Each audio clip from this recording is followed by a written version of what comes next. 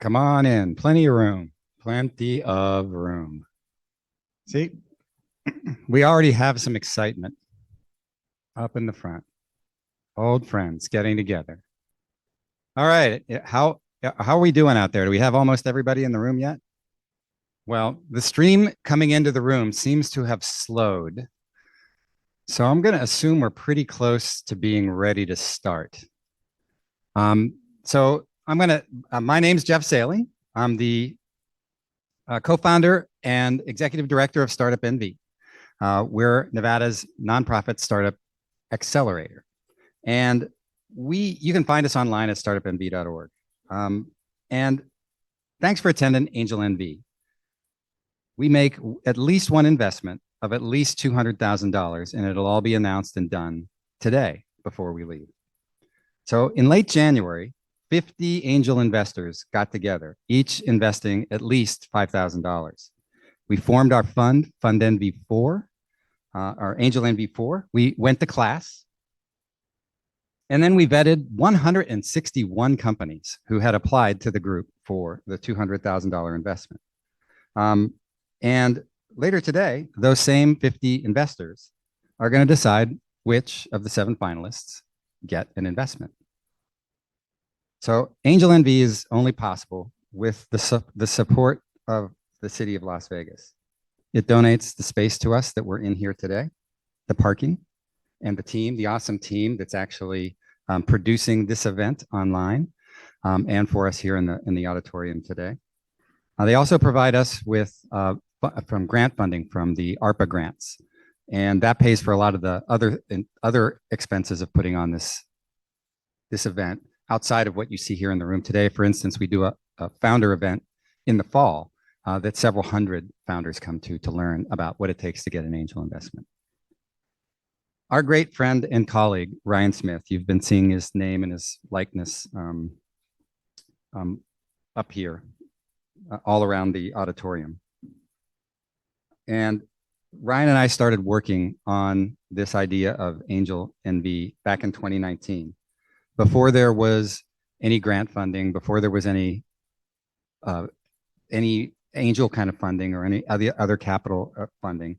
And so for 2 years, we just kind of wondered and worked on it. And then by 2021, we had a bead on how to get some grant funding to put this conference on.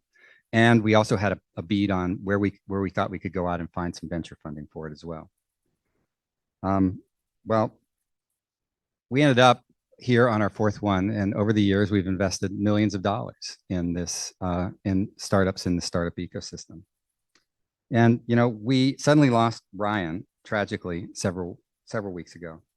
And in his honor, we created a special ticket for this event, and all the money raised from that ticket will go to a GoFundMe account for Ryan's small little daughters. And if you missed using that on your ticket code to buy your ticket here today, that's okay. There's a GoFundMe out there. You can just scan the code that you see here and probably in a couple of other places around the facility. And the money will get right to Ryan's family. And if you would rather buy the Ryan tickets, just go on, buy another ticket. We'll get it to the right place in the GoFundMe if that's the way you want to play it.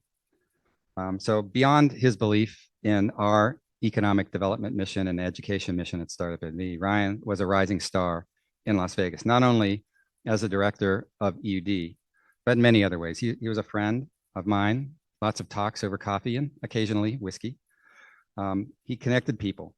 He was a very impactful collaborator and looked to build the startup ecosystem. And clearly we've made some great first steps and largely thanks to Ryan. So if you're able, please do donate to the GoFundMe. And please join me also in a moment of silence, remembrance for Ryan Smith and all of his contributions.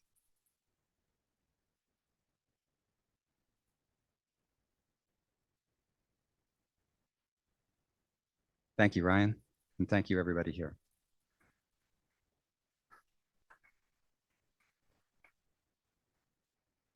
So here's what to expect from the rest of today. We'll see 7 10-minute pitches beginning shortly. That should take us to just about 3 p.m. After the pitches, the investors will move to a nearby conference room and vote Investors who aren't here in person, you'll join us by Zoom on a private link. So if you don't have that, make sure you're emailing or texting some of our administrative people and they'll get it to you. Now, while the investors are deliberating and voting, two things are going to happen. One, back out in the room that you just came from, there's going to be more food and drinks and networking and fun stuff going on there. And in the room here, my colleagues Jesse Liddell and Leith Martin, sitting over here, are going to interview the founders in the front of the room. It'll be about 2, 3, 4 minutes for each founder, not a long time. And that should take us to about 3:30, 3:35, 3:40 maybe. And then the founder or the investors should be done voting by then. And we'll come back here in the room around 3:40. At which point Maggie Sailing and Madeline Feldman are going to announce the People's Choice Award. I'll get to that in just a minute. After that, I'll be joined by State Treasurer Zach Conine, who will help present the investments to the companies that are getting them. Now, that's what's going on for the rest of the day. Next up are the pitches. The 7 founders you're about to meet, they're all amazing. But only one is guaranteed an investment today. Between our AngelNV 4 fund and the SSBCI, the state of Nevada's SSBCI matching, over $500,000 will be invested today. So there's a lot at stake for the founders. There's a lot at stake for the investors. And we'll know the results in about 2 hours. So one last legal bit before we get started. You've been seeing around here the disclaimer that the founders are pitching to the AngelNV investors. They are not making a general public solicitation for funding. They're following the rules, and we are following the SEC rules that govern this type of thing. So we're glad everybody's here, even if you're not an investor. But the actual pitches are for the benefit of the investors who are here. Now, it's time to meet the founders. You guys ready for that? All right. Yeah. All right, Caleb, you know you're up first. So come on up while I'm yakking the rest of this sentence here. So on top of all the other pressures that are going on today, there's a 10-minute hard stop for the pitches. So the microphones will get cut off. I'll start clapping. So don't go over your 10 minutes, Caleb, or anybody else. The clock starts after they've introduced themselves and named their company. And then the companies are going in alpha order. And then when they go to do their interview, it's reverse of that. So we'll go A to Z and then Z back to A. So first up is Caleb Jansen from Bumper. So Caleb, take it away. Here's your.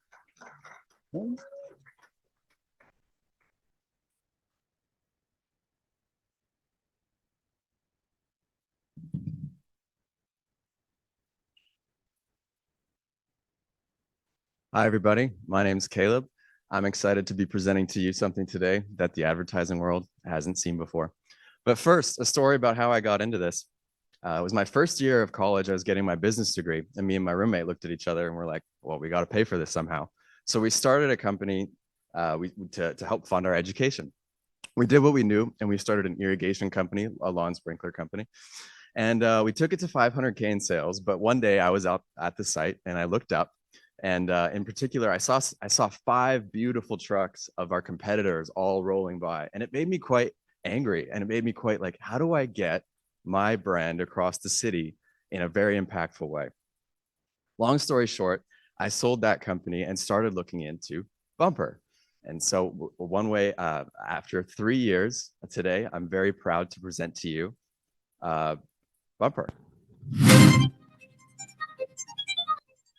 Thank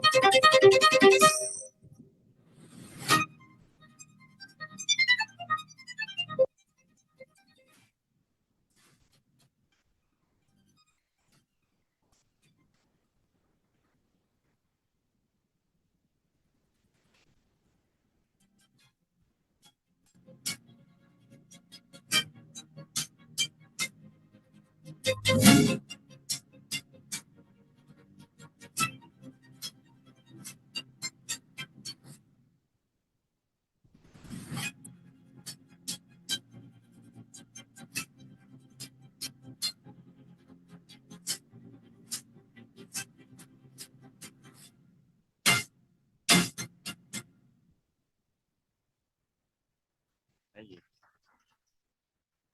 Now, there are some big brands that you guys probably recognized featured in that video. Among them that we work with, UFC, Circa, Barbie, and most recently, the Department of Homeland Security. And why would brands like this advertise with Bumper? It's because of our industry leading campaign delivery. We have digitized the most valuable piece of ad real estate on a vehicle. The research is in, and it shows that front facing full motion billboards are 5.8 times more effective than lateral facing static billboards. And so when you're behind a bumper screen, everyone says you can't miss it. Another thing that separates us from the pack, well, I'll talk about my competitors in a second, but the Firefly or a topper that you see, you probably guys have seen them downtown on the strip in Vegas. They sit on the top of the car and they project toward the sides. That's the most common mobile screen that you'll see across the United States. Those units go for about $8,000 a piece. Our bumper screens, we get in for close to $600. This allows us to operate on margins that surprise people. And it also we're able to give advertisers prices that they haven't seen before and leaves them questioning. Another thing, our driver adoption rate is 5 times higher than our competitors. When topper companies came into Las Vegas, they had a really hard time getting drivers. Why is that? It's because they don't want to mount something on the roof of their car that decreases their fuel efficiency. They can't go through a car wash, and they can't take it off when they want to go on a date. And so basically, we put in a bumper screen, and we've got actually over 2,000 drivers here in Las Vegas ready to sign up. And so it's one-way transparent, and so the driver maintains full visibility, while meanwhile out the back, everyone's being hit with 5,000 nits of beautiful, unmissable advertising. And so this is what separates us from our competitors. Speaking of competitors, I talked a little bit about Firefly and the topper taxi that you guys do see.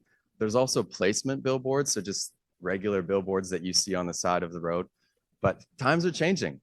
Consumer attention is shrinking. Now is the time for a full motion advertising company to take over. You guys have probably also seen in-car tablets. It's something that when you get into a taxi, you might play a game on it and it might show you an ad. Those are cool, but they're only advertising to you. They're one-to-one. We're one-to-many. And so it actually advertises out the car to many people, which makes our advertising much more effective.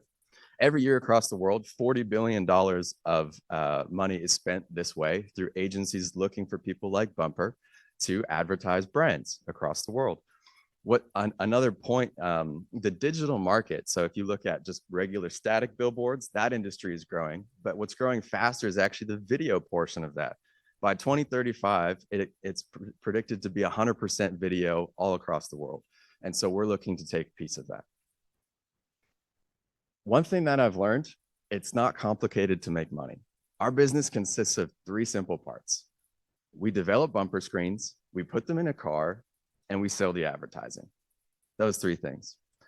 We have worked long and tired to hone a perfect bumper screen that has taken us over 3 years that fits sedans and SUVs and work with the US mapping system. We have solidified that with an exclusivity agreement with our supplier, and we have a patent on our geofencing technology. We know that there are going to be cars for us to put these in. We've got a list. Our phones don't stop ringing of drivers calling saying, hey, can I get a screen in my car? Might mean we're paying too much. I'm not sure. We'll have to figure that out. The only question was, could we sell the advertising? And so this was something that got brought up by our head of due diligence, Scott Harris. And he was like, Caleb, if you want to win this competition, you got to sell out all 8 slots on your billboards in the next week and a half. And I'd only sold out 2 of 8. And so naturally, I went out and started calling people. And I'm proud to announce today that we're actually sold out for the month of May. So if you came and told me you wanted to advertise with us, I'd have to tell you to wait. And so this is something that I wanted to go and show you. If I can do it, we can hire salespeople and a sales force to go and do this while we continue expanding. These are some of our insights on our advertising per screen. Each screen costs us $600 and $175 a month to run. And so that includes the cost of paying advertisers. We bring in between $400 to $700 a screen, and the payback period is 3 to 5 months. Our quarterly revenue, we got 100 screens out last July. We did our first revenues in August, and we became cash flow positive in January. We did $60,000 of revenue in Q1. What's most important for you guys? How are you going to see your return on investment? And so I wanted to map out a way, a very simple way for you guys to see a 50x return on your investment. For what that looks like is us to get to a $200 million valuation. Let's do some math. At $700 a screen, 300 screens in 20 markets, we will reach our 200 million valuation. That's not a heavy lift.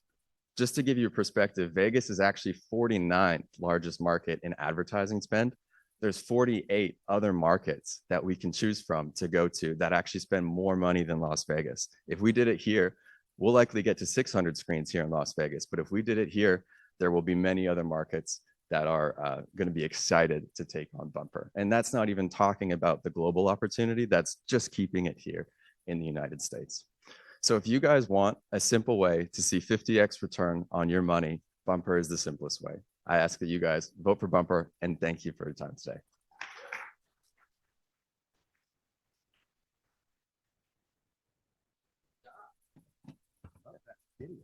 Thanks, Campbell. Great job, guys. Okay, next up, Mike Griever, CloudForce. Where are you? Oh, there he is over there. He's putting his 10 minutes on his phone, getting loosened up. Everybody, welcome Mike.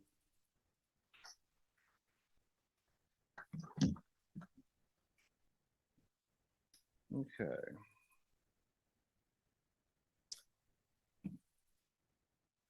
Okay, so today we are going to talk about making governance easy on the public cloud using a virtual cloud architect. So the problem that we're discussing today has to do with the public cloud. We're talking about Amazon Web Services, Azure from Microsoft, Google Cloud. So basically, this is a relatively new IT strategy where companies actually rent all of their IT resources from one of these three major platforms. The benefit, the good, is that the public clouds provide developers instant global access, as well as unlimited resources to actually innovate at a pace that we haven't seen possible today. The bad is that organizations of all sizes are struggling because it's so easy to use these public clouds that they can't control what the developers are doing on the public cloud. So the ugly part of that is that there's no products, there's no technology out there in the market today that actually helps build controls around what you can do on the public cloud or a governance model. So companies have two choices. Either they have to outsource it to expensive system integrators to build it for them, or they actually have to outsource it and they have to build internal teams and actually hire cloud experts, which are not readily available today. So the market has been moving so quickly that the labor market hasn't caught up with the technology. So the solution is we built a virtual cloud architect. So it's a B2B SaaS product that actually makes it 10 times faster, easier, and cheaper to actually establish and build a governance model using your public cloud. So basically, this will give all organizations who need to run a well-governed or a well-compliant cloud the means to actually do that and control what their users can and cannot do on the cloud. We actually do that, again, using technology. So it's just an easy click of a button on a UI, where before you have to actually build it manually. So for the VCA, as we call it, there's no code, it just works, and it's always on. The benefits of using a virtual cloud architect is that your cloud now has observability, efficiency, and ROI. So by delivering a standardized cloud governance and delivery model, we're actually providing controlled chaos to what today is basically the Wild West. And so how we're actually doing that is we're building, an easy to use SaaS product that actually orchestrates all of the native services and controls of your public cloud. And actually removes all of the human effort required to actually build this by hand. And that's basically what you have to do today. So by providing a technology that actually removes the professional services engagements or actually the manual effort needed to actually build these, you get a 10x return. So in terms of your speed, your security, your ROI in terms of using the public cloud, by using the VCA, you basically guarantee that you're going to have those returns. The founders, a couple of mugshots there. You have myself, Mike Griever, I'm the CEO. Miguel Cervantes is right there. He's our CTO and co-founder. So we've known each other for about 10 years. We both worked at Amazon Web Services. We built a $300 million business unit together. basically we're cloud experts at the end of the day. We can claim that. So we built we actually authored the networking and the security certification and competency programs for Amazon Web Services and their partners and customers. During our time at AWS, we actually saw the need for the virtual cloud architects. Basically, companies of all sizes, whether it was a Fortune 500 or a startup, they all struggle with building their core utility services and their governance model. So basically, of hundreds of actual platforms that we actually build, today, the cloud provides a do-it-yourself model. If you give a do-it-yourself model to anyone, you're gonna get 10 different returns, and they're all gonna be wrong. So we really saw the need for an easy-to-use product to actually get people on the cloud, but also get them on the right foot so they're secure and they're compliant and they're actually cost-effective. The market is absolutely massive. So the public cloud services market, although it's only 20 years old, in totality is $500 billion worth of revenue. So there's three different segments. You have platform as a service, software as a service, infrastructure. So we are definitely infrastructure. We build your security and your governance and your networking controls for you. That market in itself is worth $182 billion. Of the three verticals, it's also the fastest growing. It grew 26% year over year last year. And in terms of the health of the market, we have a couple of quotes from Gartner that says basically you can expect a 50% increase in terms of cloud adoption over the next 3 years. And then with the next wave of cloud adoption is going to be the AI boom, which we've all seen in the news. That basically is going to bring a tidal wave of revenue, according to Bloomberg, to the infrastructure providers, specifically AWS, Microsoft, and Google. The market that we play in is going to get a $280 billion windfall in revenue over the next decade. So we're definitely in the right market. We think we have the right product at the right time. In terms of the SAM and the SOM, really AWS is the main provider, and that's what we actually support with our version 1.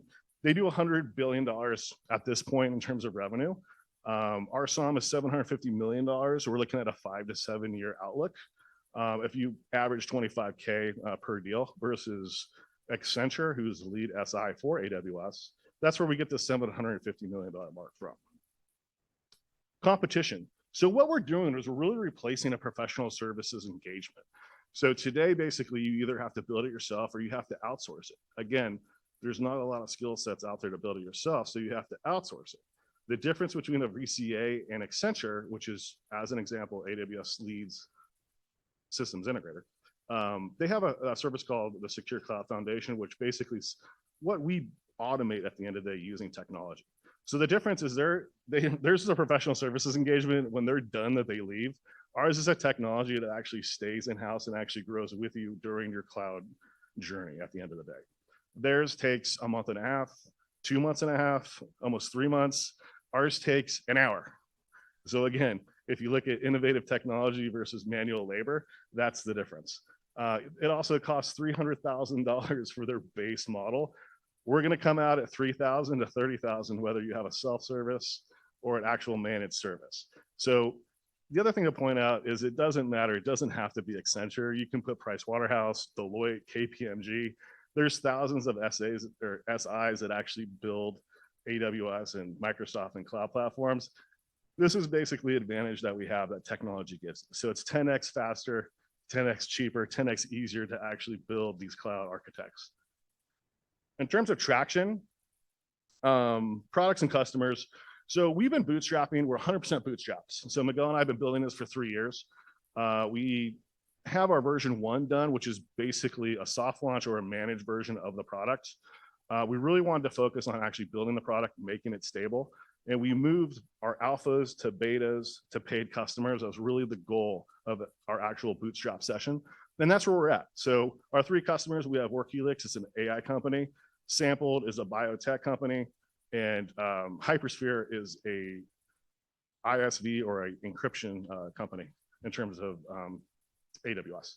So where we're at right now, moving forward, we have a little over 200,000 in revenue that we've created in the last 4 months when we completed the version 1. We're in the position now to launch our first public version of the product, which is our version 1.5. So that's basically what we're raising the seed funding for, is to actually build the go-to-market, the sales, all of the costs that's associated with that. But what we want to do with that is basically just dominate the market. So right now, either you have to build it yourself, but most people are forced to actually outsource it to these consultants. So if we actually launch the products at a very low adoption rate with, say, 300 or 3,000 or 250 a month, we're literally servicing the same market with the same technology outcome. We want this to go viral in the actual cloud community. So the opportunity is we're actually raising a seed round of $750K. We're offering a 20% discount on a safe at a 7.5 valuation. That should reach profitability for us to actually launch the version 1.5. The milestones is the first public launch of the virtual cloud architect. So to get it in the hands of every cloud architect, every solutions architect from Amazon, from Google, from Microsoft, all the ISVs that actually have to deploy software, SaaS services on the same market, they all have to build the same thing. They all have to do it manually. That's what makes this such a great opportunity, because the market is so large and we actually provide such a distinct advantage over the deployment time and the cost.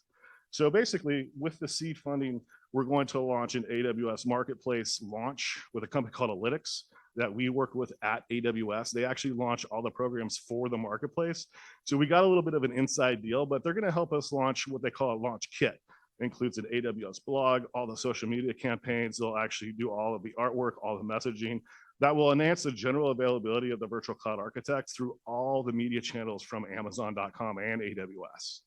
And then from that, we expect to sign 30 customers in an ISV and a SI as a major OEM or a reseller. That's the goal with the seed. Basically, at the end of the at the end, our exit strategy at the end of the day is to basically get probably acquired by an SI or an ISV. When you look at the value that we bring to the SI market and the professional services market in general, 10x faster, 10x cheaper, 10x better than actually doing it yourself is quite a value proposition. And we think that a major SI is definitely going to take notice. So Miguel and I thank you, and we welcome you to join us on this journey.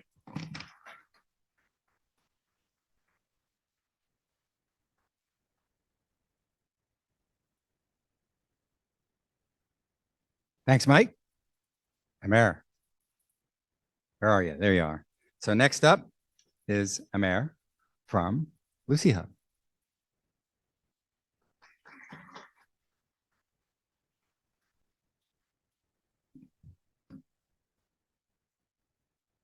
Hi, my name is Amer Tadian. I am the founder of Lucy Hub, an AI-powered video production platform. So let's just jump right into it. We want to transform the multi-billion-dollar video production industry by democratizing professional video production. It's a huge market, 200 billion plus, and even a 0.25% market share in this business is a huge win for any organization. So the problem, well, you all know about social media, all of that. There's a huge demand for video content these days, but the shelf life is shrinking. And so there's more and more need for video content, and production companies and businesses can't keep up with it. They don't have the tools, the budgets, or the bandwidth. That's where we come in. So we created Lucy Hub. It's a product that lets you create quality videos cost effectively and quickly by combining the power of AI plus human capital, human expertise. Our platform lets you go all the way from idea to final, including scripts, shot lists, and the professional edits all on one platform. So before Lucy Hub, you had two options. You had DIY apps. They're time consuming. You have to spend a bunch of time learning how to use them. And they typically deliver low value products. Or you had production companies, high quality, high cost, and long turnaround times. We sit right in between both of those. So what we do is we have you film and do all the pre-production, typically using a smartphone, and we take it to the finish line for you. It's affordable, it's incredibly fast, and it's high quality. So we talk about AI plus humans. We really believe that's going to be the future, not just AI. And when we started this, we had about a 20-80 ratio on technology plus people. That's going to be flipped 80-20 by the end of this year. And what our goal is for this platform is really quality, speed, scale, and collaboration. One of the things our platform does is it lets you do video capture on your phones in a distributed format, so you can have multiple filmers film. You can actually have collaborators also work with each other on revisions and reviewing the videos. So how do we maintain the moat? It's by going up the value chain. I'm sorry. So we've built the platform, we've built the AI tech, and the next step is to build vertical apps that solve niche problems for the enterprise. And that's how we plan to stay ahead of the curve. So what are people using us for? So we started out in events, but people are using us for all sorts of things in the enterprise now. I think one of the biggest surprises for us was HR and recruiting videos. We've had over 30 videos created by HR departments in multiple companies using Lucy Hub. Now, what are people saying about Lucy Hub? Well, saying a lot of things, but I want to bring your attention to the St. Louis Police Foundation. They have their annual fundraising gala every year, and they typically spend tens of thousands of dollars creating a video for it. Last week, they decided they would use Lucy Hub, have 2 team members go out with iPhones and film the content. I can't read the quote because it's really far, but basically, they never thought they'd be using videos on smartphones, and they ended up doing it, and they thanked us and sent us a really nice email. This is an example or a sample set of our clients and our current pipeline. We're working with a lot of enterprise clients, and the tough thing is it takes a while to get in, but once you get in, you have this land and expand where we have one department going to another and to another. Sumo Logic is a really good example of that, and you'll hear about them later. Forecast. So we've generated about 250,000 in bookings. Our revenue recognition lags because of our ARR model, but we do believe we can get to 1.2 million this year, primarily through white labeling through agencies and production companies. White labels became available this month with our product, and we're already speaking with several agencies. So this is an example of our pricing model. We have 3 different tiers right now. We have business, enterprise, and agency, which is the white label. Today, the average price per video for an enterprise client for us is about $650. And this is the team. So I founded Lucy Hub 2 years ago. My background is pretty unique. It's tech plus media plus global delivery or global consulting. Tim Huckabee is a 10-year AI expert, former Microsoft. He's also considered a Microsoft AI MVP. And Jennifer Lopez runs our sales and customer relations, and she's got 20 years in media and entertainment and worked with large companies, including Netflix. So our ask, this is our second round. We did a pre-seed already. We're asking for 1 million. It's going to be a priced preferred round with a $12 million post-money valuation. Our previous round, my investment and Microsoft's credits has brought us about to $1.2 million. I didn't start my stopwatch, so I don't know where we're at. So I'm rushing through this, but what I wanted to share with you lastly is an example of how clients are actually using us. So they're using us for all sorts of things, and one of them is crowdsourcing content from employees. This is an example of how we used it this week. We actually created a brief. We sent it out to our customers, asking them to answer 2 questions, hold their phone like this, and scan that QR code and upload it to us by Wednesday. We had to have it to AngelNV on Thursday. So we had, I think, 3 out of the 6 customers actually did it. And what I wanted to show you next is the results.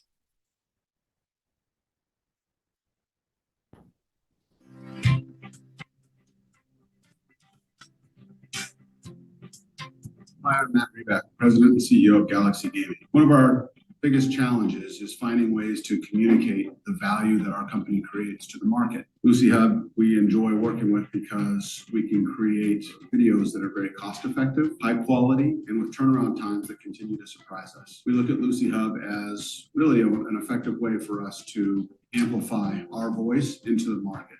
So we look forward to working with Lucy Hub going forward. My name is Julian Perry, and I run a company called Jack Pudding. The core of my business is making video guides. Not having to worry about the editing portion of the equation has been so helpful. I cannot even tell you. Lucy Hub not only allows me to focus on what I love to do, it allows me to produce video guides at a faster clip, and it saves me a ton of money. And if I had to describe Lucy Hub in one word, it would be invaluable. Hi, I'm Melissa Beck. I'm the head of global communications here at Sumo Logic.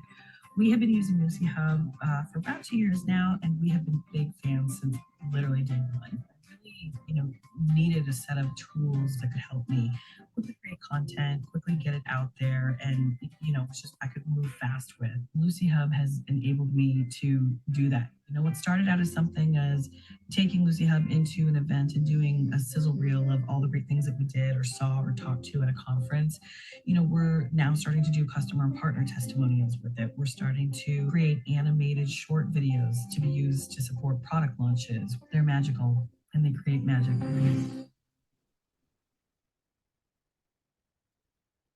Well, if anybody wants to create magic with us, visit lucyhub.com. Thank you.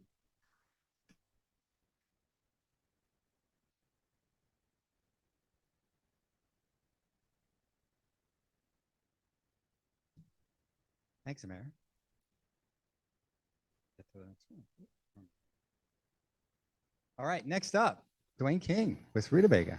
Dwayne, welcome up, and let's welcome Dwayne.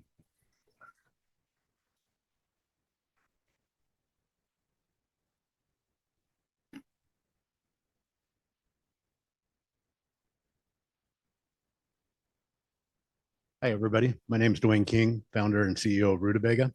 We're a pioneering platform that drives customer insight to company outcomes. Sorry. So I've been in my 20 years of consulting with product teams and large organizations. I was always amazed at how many times people would come to me, teams would come to me and say, can you look into this problem with identifying what is happening with customers? And it was a problem that I'd already identified for a different group that worked for that same company. It would happen over and over again. But I never really understood the depth of the problem until I went internal and started running teams, running innovation teams and product teams for the enterprise. Before I get into that, let me share a couple of stats with you. Collectively, companies spend $740 billion trying to understand customer needs, but they're failing. In a recent study, they found that 80% of features are rarely or never used. So that's a lot of wasted money. And going back to my time running teams, I spent a lot of time managing conflict in roadmap prioritization. And the reason was I had all these different functions that I was managing, and there was a lot of passionate argument around what we should prioritize because people were working with different data sets. They'd say, I'm working with this data set, and I think we should be prioritizing this. Someone else would be working with a different data set, thinking we should prioritize that. And what I realized is that we were like the blind men touching different parts of the elephant and describing different things, and that it wasn't working. And so what I came to see is that we needed to have a holistic way to start to bring this data together in order to have a consolidated view to be able to drive forward, to be able to have a better consultant to align around what the customer needs were. And that's why we're building Rutabaga. It's a AI platform, AI assisted platform that consolidates customer data into consolidates customer data into insights, leverageable insights. Let me tell you a little bit more about that. There's two applications we're building initially. First one is the analysis app. It's going to help product teams bring together their objectives. The reason they bring together those objectives as they have their conversations, you start to bring in the conversations, be able to get those, grab those quotes and categorize them in order to be able to push them up to a collaborative whiteboard so that teams can make sense of them and then able to publish them up into a repository. The repository we're calling Discover. It's built on top of a graph database. The graph database presents the teams with a knowledge graph that allows them to see connections, allows teams to be able to see the connections in their customer data, as well as gaps and patterns that they haven't ever been able to see before. Also, we want to support findability within your customer data. So we built an AI chatbot on top of the graph database. And what's important here is that everything's kept at an atomic level. So we're only surfacing the data that you want at the time that you want it. We're not making you dig through documents, not digging through PowerPoints anymore. So the data that you need at the time you need it. And then anytime within the platform, any of the data that you're looking at, you can generate a report to share with your colleagues and be able to collaborate. But that's just the start. We have a bigger platform vision. Those are the first two apps. The next app will be an app that will help teams do data-driven experimentation to shorten the learning loops and make faster, better decisions around product roadmaps. The next app is a measurement app in order to help leadership understand which initiatives are bearing fruit and which aren't. And then lastly, an app that helps teams have better conversations with their customers. It's a really new space, so we don't have any data for a top-down TAM, so we did a bottom-up TAM. And what we did is looked at all the people around product teams that would use Rutabaga and then multiplied that by subscriptions. And this is a growing TAM for a couple of reasons. One, product teams are growing. It's a growing space. But also, as we do our discovery, we're finding that there are other disciplines that can use Rutabaga. For instance, growth teams work exactly like product teams. So that TAM is expanding there. Also, as we go into sales, we're learning that teams are willing to spend more than we thought we originally predicted. So we're experimenting with how much we can raise prices. We got feedback. Original strategy was to do enterprise. We got feedback, including from the due diligence team, that enterprise is stuff. I spent 30 years selling in enterprise. I feel like I know what I'm getting into. That said, we got enough feedback that we've adjusted the strategy and we're doing an additional track. We're still sticking with enterprise, but we've lowered the projections. We only need to hit 4% of the market, 250 clients in 5 years to hit our 102 million, along with large customers, which we are putting in at 100 million to 1 billion, as well as fast growth, which would be startups on a trajectory to 100 million. So pretty modest numbers to be able to hit that 100 million within 5 years to be a venture scale company. To do that, we have a three-pronged strategy. Direct sales to the enterprise. We're doing it founder-led to begin with. We have 3 Fortune 100 companies signed up for our soft launch. We have a pipeline there, but we're slowing it down because of this strategy to go after that second rail. So we're building up a pipeline of those of the large companies and high growth.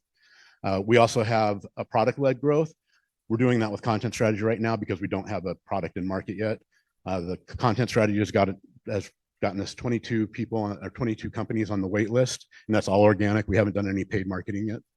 And then the most novel and creative, I think, right now is most companies in our type of space would normally view consultancies and agencies as a revenue source. We're actually flipping that, and we're going to use them as channel markets to broaden our distribution, and it's kind of a win-win situation.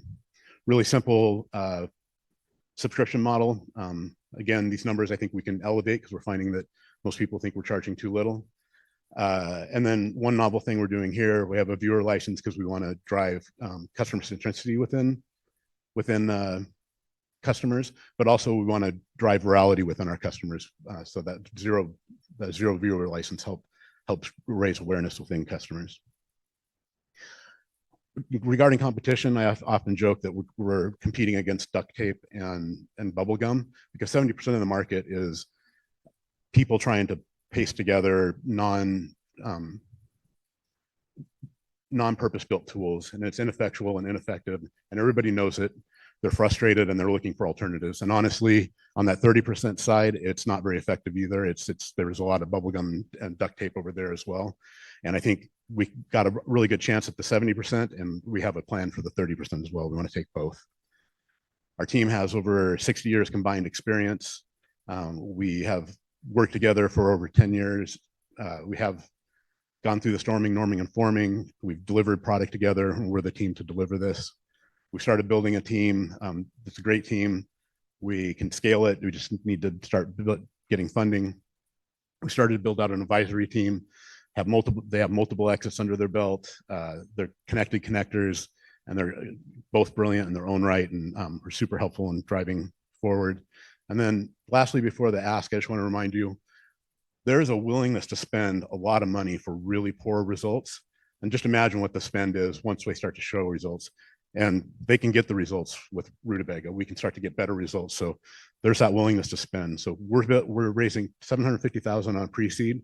That gets us 2 apps into market, gets us supports our soft launch, gets us to general availability, and then supports our starting to scale. Again, my name is Dwayne King, founder of Rutabaga.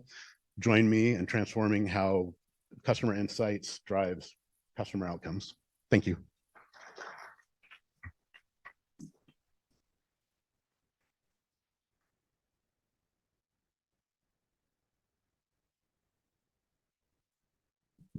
Thanks, Dwayne.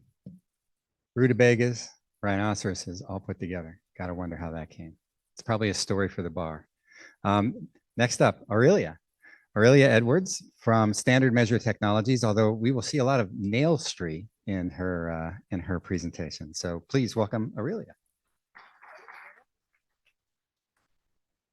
Hi, everyone. Thank you for spending your Saturday afternoon with us.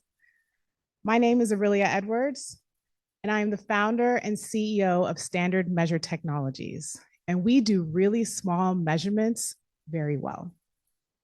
I'd like to tell you a story about how I solved this problem. In 2018, I was having a problem finding press-on nails to go to my cousin's wedding. I thought I could use the leftover sets that I had in my closet, but I quickly realized I'd be unable to finish that manicure because I was missing 2 nails. I had planned my day perfectly. I was driving from New Jersey to Washington, DC, but now I had to stop at Target to buy a box of 30 nails when I only needed 2. This caused me to end up in rush hour traffic, and I missed the welcome dinner. Those 4 hours in traffic, I was infuriated why I couldn't buy just the 10 nails that specifically fit my unique finger sizes.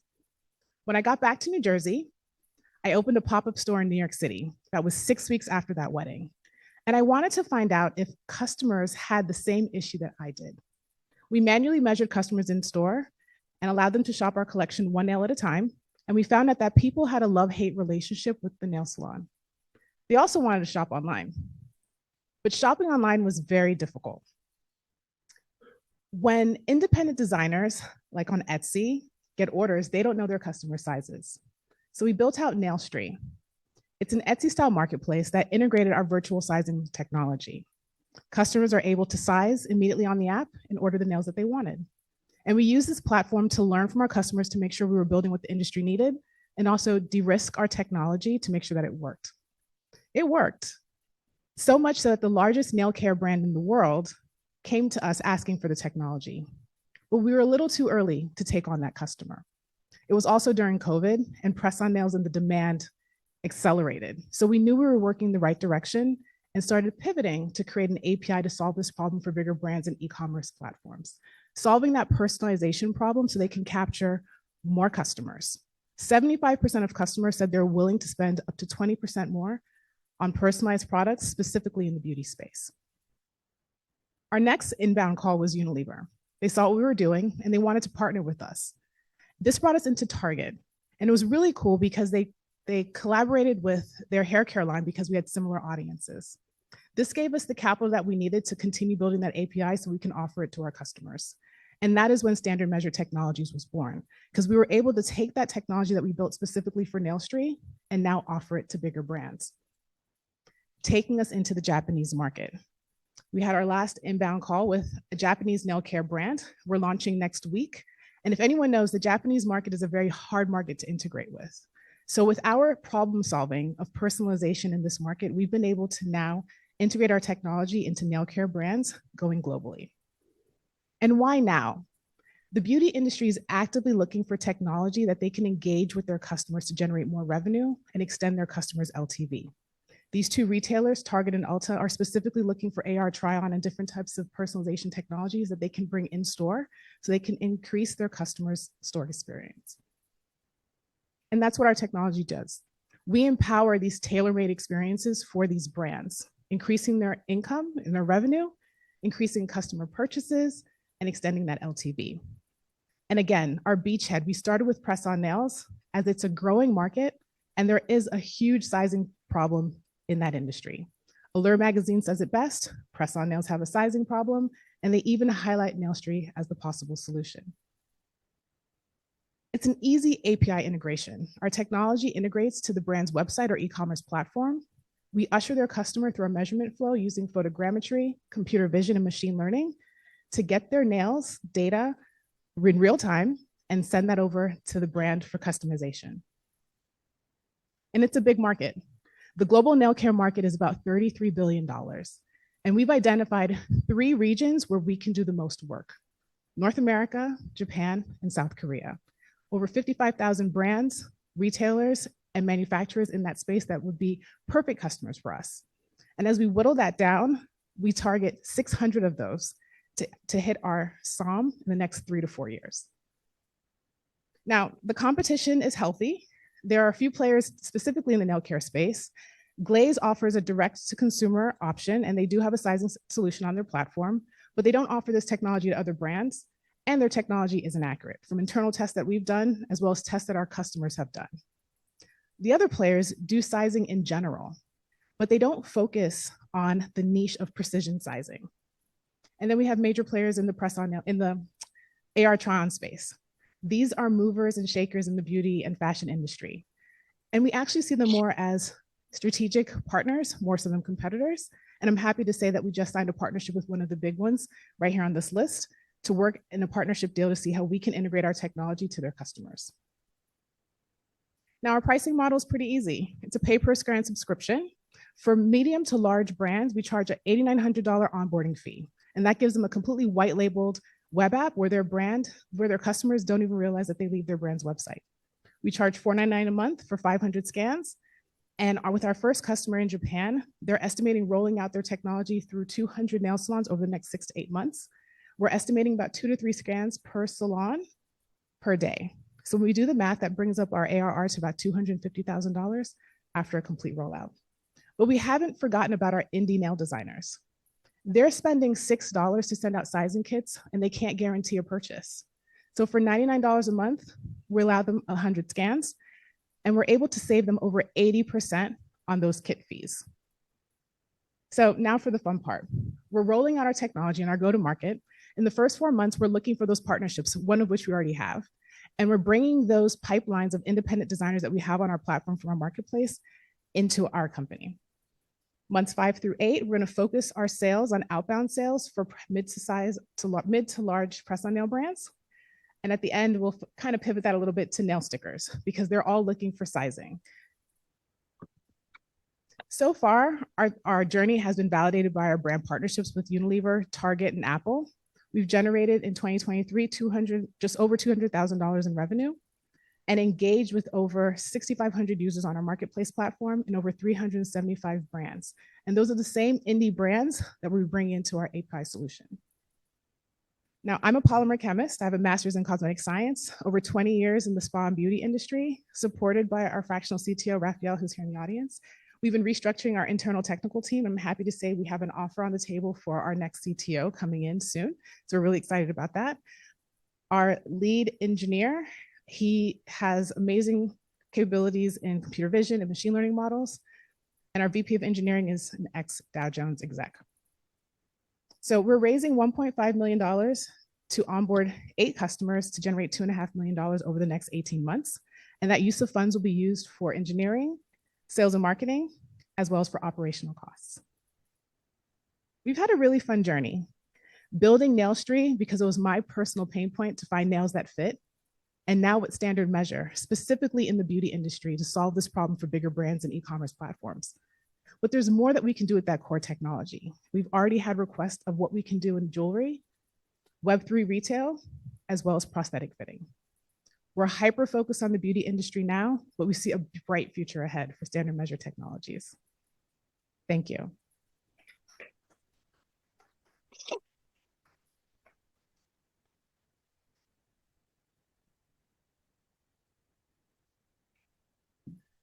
It's fun being doing what I do because you get to learn all sorts of interesting things and about all sorts of interesting technologies and ideas that are out there in the marketplace.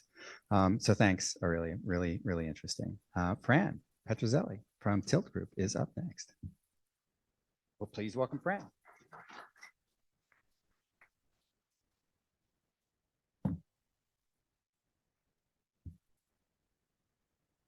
Hi, I'm Fran. I'm one of the 3 co-founders of Tilt AI.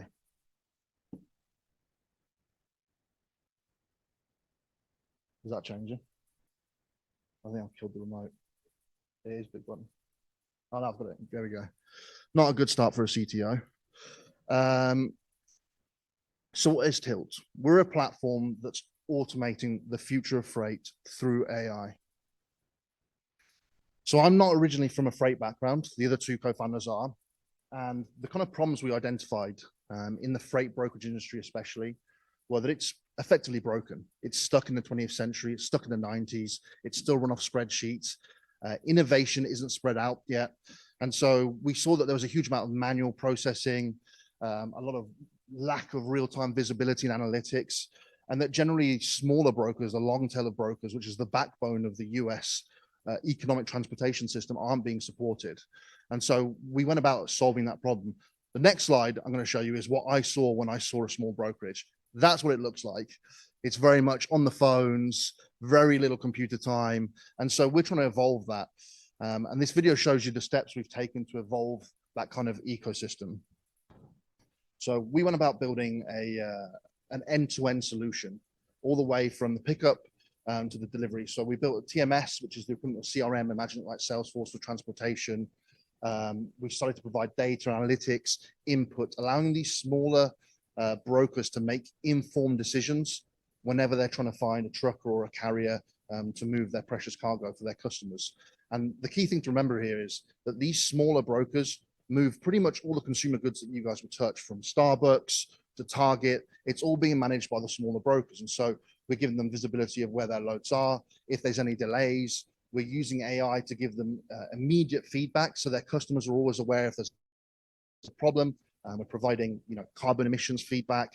The core of what we've done here is we've analyzed the macro problem, and then we're focused on the micro solutions. So how can we speed up the process of what these guys do? How can we make it so they have less friction and they can manage more freight? And I'll touch on that later on.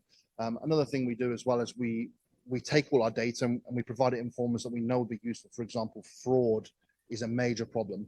And so we have a fraud solution that tells us if the driver is likely to has been convicted of speeding or crashes or theft historically, things like that. So we're always trying to analyze as much data as we possibly can to provide these brokers with key information.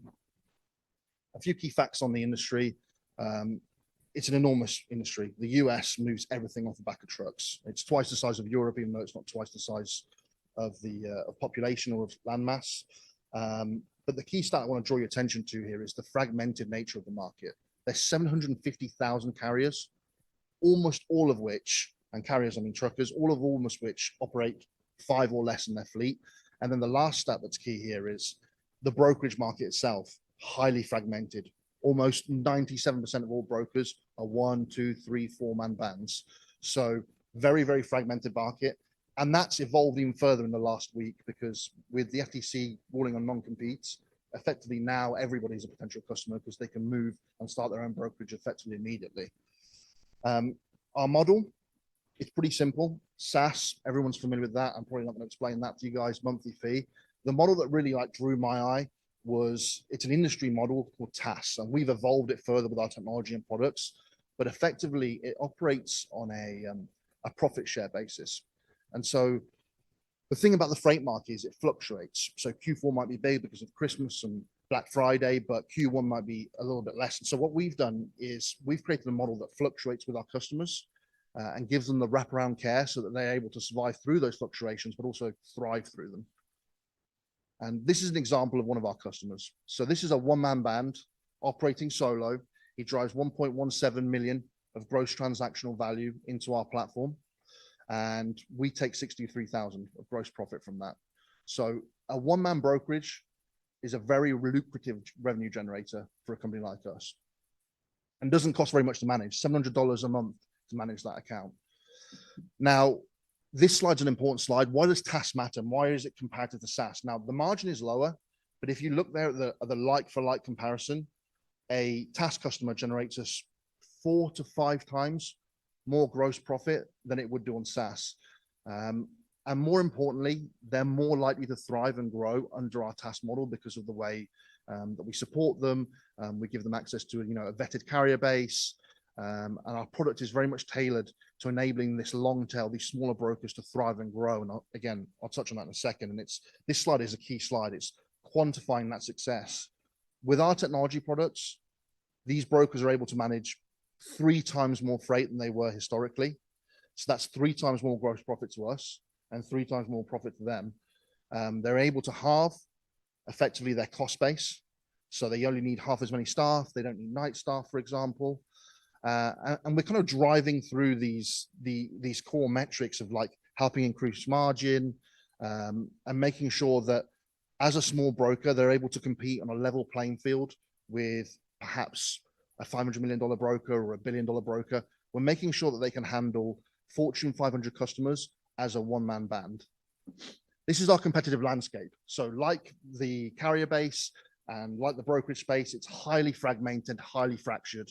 Your average broker has 10 subscriptions plus. And what we're trying to do effectively is compile all of that into one platform. And so we've built a product that covers everything from the AI automation to the analytics to the TMS to the tracking. So we have an app that the driver has, and we're using AI throughout it. So I use AI liberally. I've worked in AI for the last 10 years.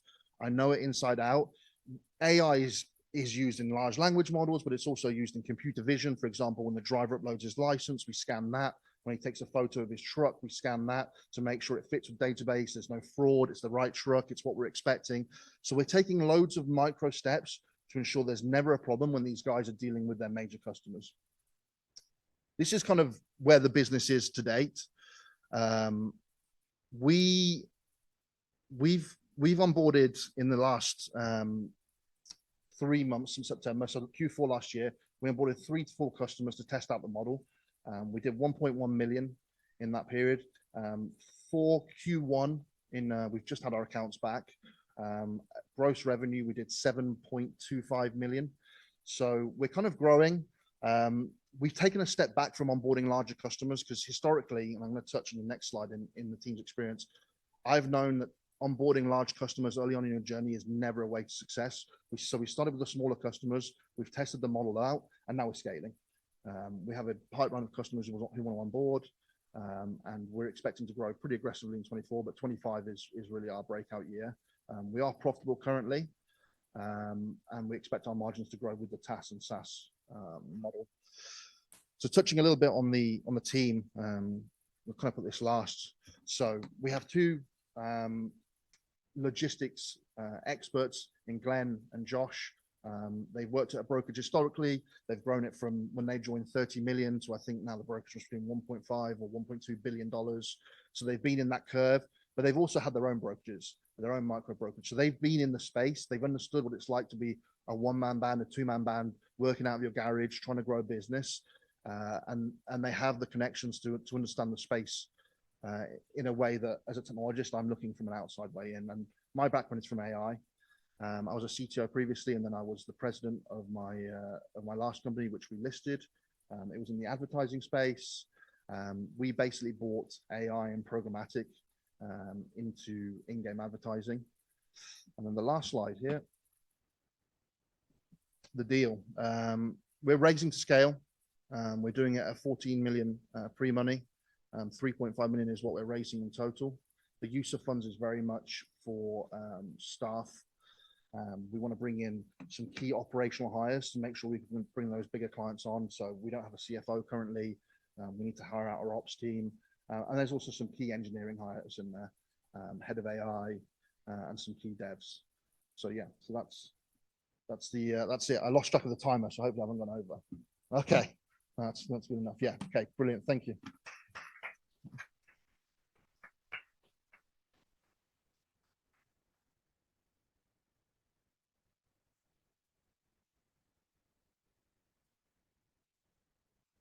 All right, Fran, thanks very much. And where's Alex? All right, there he is. Last, but certainly not least, Alex from Zencentive. Alex has some fans.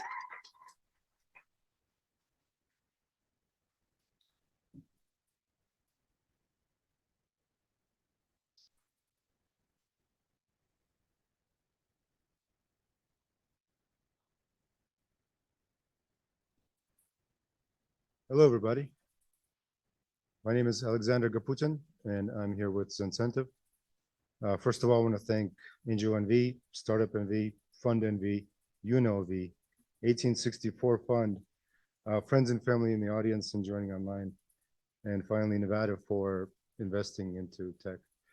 Las Vegas is a bright city, and we're hoping to bring even more brightness and excitement. So put your sunglasses on, people. It's going to be fun. Oops, forgot about. So Zencentive is in the sales compensation management. Just something about the industry overall.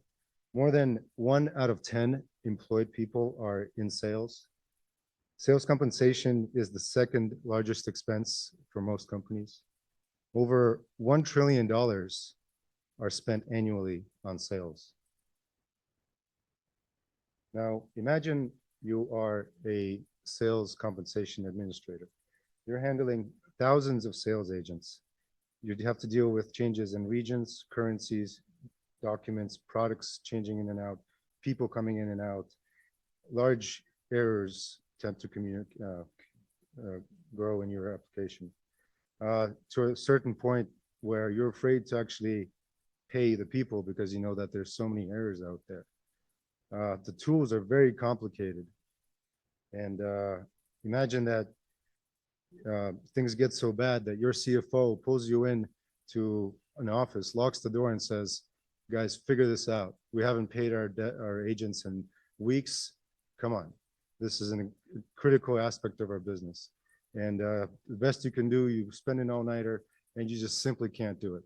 You have a friend of yours go to the hospital because of stress and he has to be pulled over. This is not a this is not something that we just had to make up. This actually happened.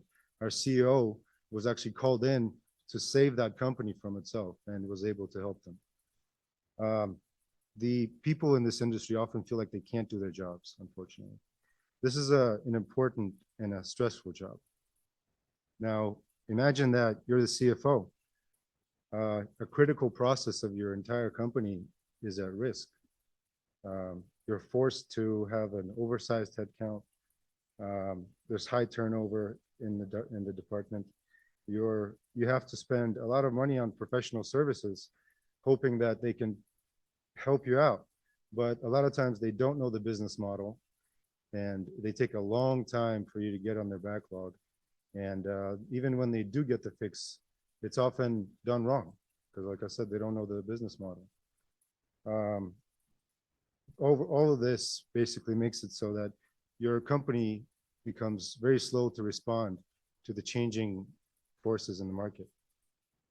Further than that, it's very difficult often to actually get insights into comp. It's very difficult to get a forecast, at the end of the year, how much money is actually expected to be spent on comp and how it affects other things in the budget. So overall, the current solutions are extremely difficult to use. They require outside services and internal expertise. They're error prone, They require extensive training to operate. They lack the ability to accurately predict commission costs. Overall, the industry, and worst of all, the industry thinks that this is okay. There has not been a solution out there that has changed the status quo in this. And brings us over to Zencentive.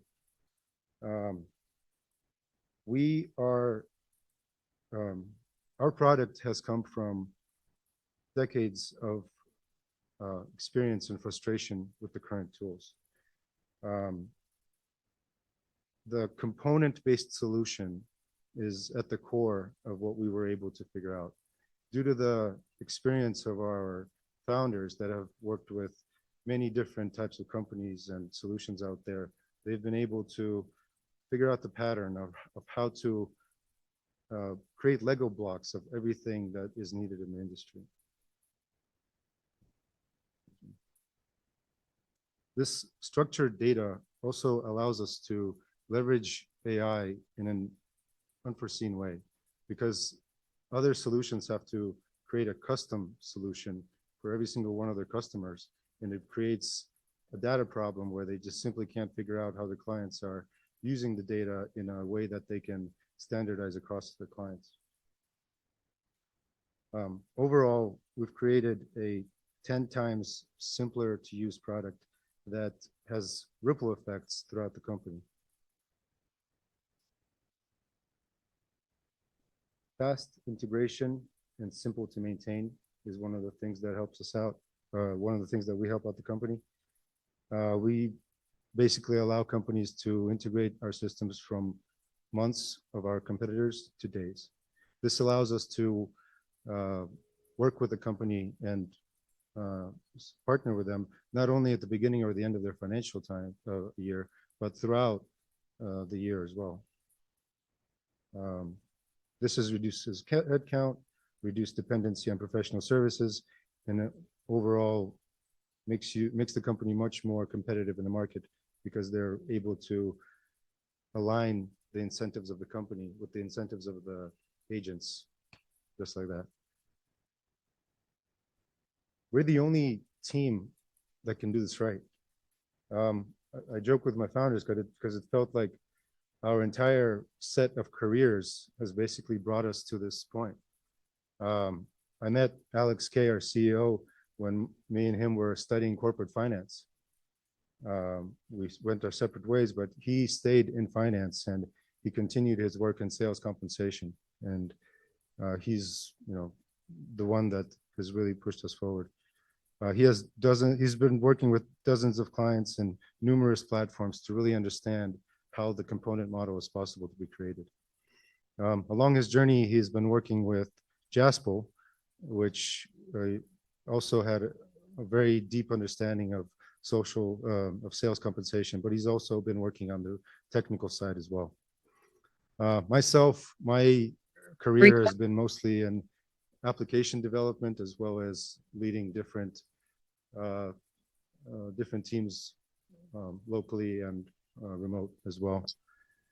Let's see. Remarkable traction. We've seen customers switch to us from billion-dollar companies that have been in the market way longer than we have. We have onboarded 500 user customer with very complex requirements. We're on track to get our SOC 1 and SOC 2 by August this year. We have, as of a couple of days ago, we've actually finalized a partnership and sales consulting company that has been in the industry for 20 years, and they have hundreds of customers that have counted on them to create an incentive plan for their hundreds, if not thousands, of agents. And we're very happy with that partnership. We've received investments from AngelNV, as well as early investments from leaders in the industry. Really excited about this. In terms of the TAM, the 75 billion is related to overall business CRMs. And then with our specialization of commission management systems, we feel confident that it's around $6 billion. We've used third-party studies to figure this out. And overall, we feel confident that in 5 years, we'll be able to get to $115 million in revenue at the end of year 5. Our business model is very simple. It's basically $35 per license per month. We go with annual contracts, sometimes multi-annual contracts. If the client wants optional management services, then we added $10 on top of that per user per month. And then integration services are figured out case by case. The time is now. I know everyone's talking about AI and how amazing it is. In our industry specifically, like I mentioned before, every single competitor of ours has to create a custom solution for their clients, which means that, you know, it becomes garbage in, garbage out for the AI. Because of our component structured data objects, we know exactly how everything's going to be structured. And we're very well positioned to take care of AI, to take advantage of it. We're looking for 500,000 at 6 million valuation. Thank you very much, everyone. All right. So as you can see, the investors are going to have some difficult decisions to make over the course of the next half hour or so. Now, the investors do have an advantage. They've spent the last 5 weeks conducting due diligence on the companies, their markets, their technologies, their competitors, their customers, their financial valuation, and the investability for a venture scale outcome. Now, the audience has a voice. Oops, wrong way. Where are we? Oh, go back. Okay, the audience has a voice in all of this. It's the People's Choice Award. So please use this QR code to vote for your favorite startup. So knowing that the investors know a lot more, I'm wondering, do you think that the outcomes will be the same from the People's Choice and the investors? I guess we'll see. So the investors, it's now time to start making your way downstairs to room 3, where we're going to meet and make our votes. For the folks online, it's now time, if you're an investor and you're online, it's now time to switch over to the other Zoom. We're going to be assembling in about 3 or 4 or 5 minutes downstairs. And as far as what goes on here while the investors are off voting, 2 things. The first is there's going to be the party's going to continue in the room down the hall. There'll be food and drinks and networking and whatnot. If you're not up for that, or if you're online, stay tuned on the Zoom link or stay here in the room. And Jesse and Leith are going to be interviewing the founders. We're going to go in reverse order this time. So the Zencentive guys are going to be first up on their interviews. Nez and some of our other folks will usher you back into the room as soon as she gets the word that we're coming back from our votes, or about 40 past the hour, whichever comes probably second, at which time we will start with making the awards. So please, everybody, Jesse, Leith, come on up, and all the investors, head on downstairs to room 3. For those of you who are online, please head to the new Zoom link. And everybody in the room, either hang out here for the interviews, head over for some more food and drinks, and we will see you back here in about 40 minutes with some results. Jesse, Leith, it's over to you now.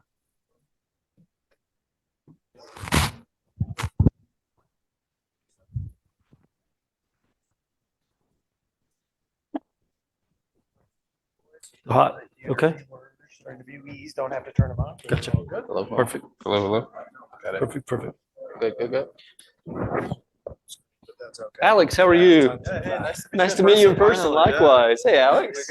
How are you? Yeah. Come on in and grab a seat. Those mics are hot. This is my co-star Jesse here. Those mics are hot if you want to grab a seat there. I will say this is my first experience with a microphone, so Oh, you'll be great. Okay, Yeah, you'll be great. Talk a little loud. Here we go. So tell you what, Jesse, we've only got 5 minutes per team. Okay. So what I'm going to do is I'm going to set my timer because I know I'll forget how long it is. So I'm going to go ahead and set my timer now. First of all, good job. Yeah. Thank you. Yeah. You've done it a few times. Alex, I think that's at least the third time I think I've seen that. So that's good. Well, the slides keep changing all the time. We always try to make it, this is specialized for the audience. Yeah, sure. Hope to make it interesting. Good. This is a new version of the deck. It's always evolving for sure. It's always evolving. Good, good. So I'll actually tell you, you know, working in my industry, compensation is very important. And me specifically, I kind of go down the rabbit hole with Excel sheets and making sure that I understand the revenue. You feel the so pain, on huh? and so forth. Exactly. So your product is one of a kind, to say the least. So I definitely want to know, you know, there's a lot of other products out in the market. Why you guys? Yeah, so I guess I can take that question. So I think we have a perfect team where pretty much everyone on our team calculated commissions either hands-on at one of the companies that we worked at, like Tesla, Workday, where we transitioned the company from spreadsheets to a different system. And, you know, throughout that process, we kind of experienced the pain firsthand, and we felt like there just has to be a better way. And I think that just makes our team a lot more knowledgeable, where other companies have built this product from interviewing customers and then working with engineers and trying to figure out how they think that it should be solved. But we've done the work and we've felt the pain, so we feel like we're the right team to do this. Great. So talk to me about, like, if you had to pick the one reason, right? So the one reason that a customer will switch, what is the one reason? Like, it's the most significant pain. Yeah. I mean, I would say the ease of use, and I know that's kind of a very general term, Sure. but in our industry is, if you have a product that's difficult to use, that just leads to errors. Obviously, if you underpay somebody, they will tell you right away, right? Sure. They'll send you an email, say, hey, you know, this isn't correct. But if you overpay them, you know, it's a very painful process to get that money back. So unfortunately, there are a lot of errors in this industry. Like a good process is about 3% error rate. And if you have a company like Tesla or Workday that pays over $100 million in commissions, that 1% or 3% rate is quite a big number. Sure. So naturally, ease of use for us is kind of very important. I wanted to add to that. I mean, that's actually been one of the difficulties about talking to people about our product, because we don't have, I don't think that it's one singular feature that we should worry about, oh, someone's going to steal it.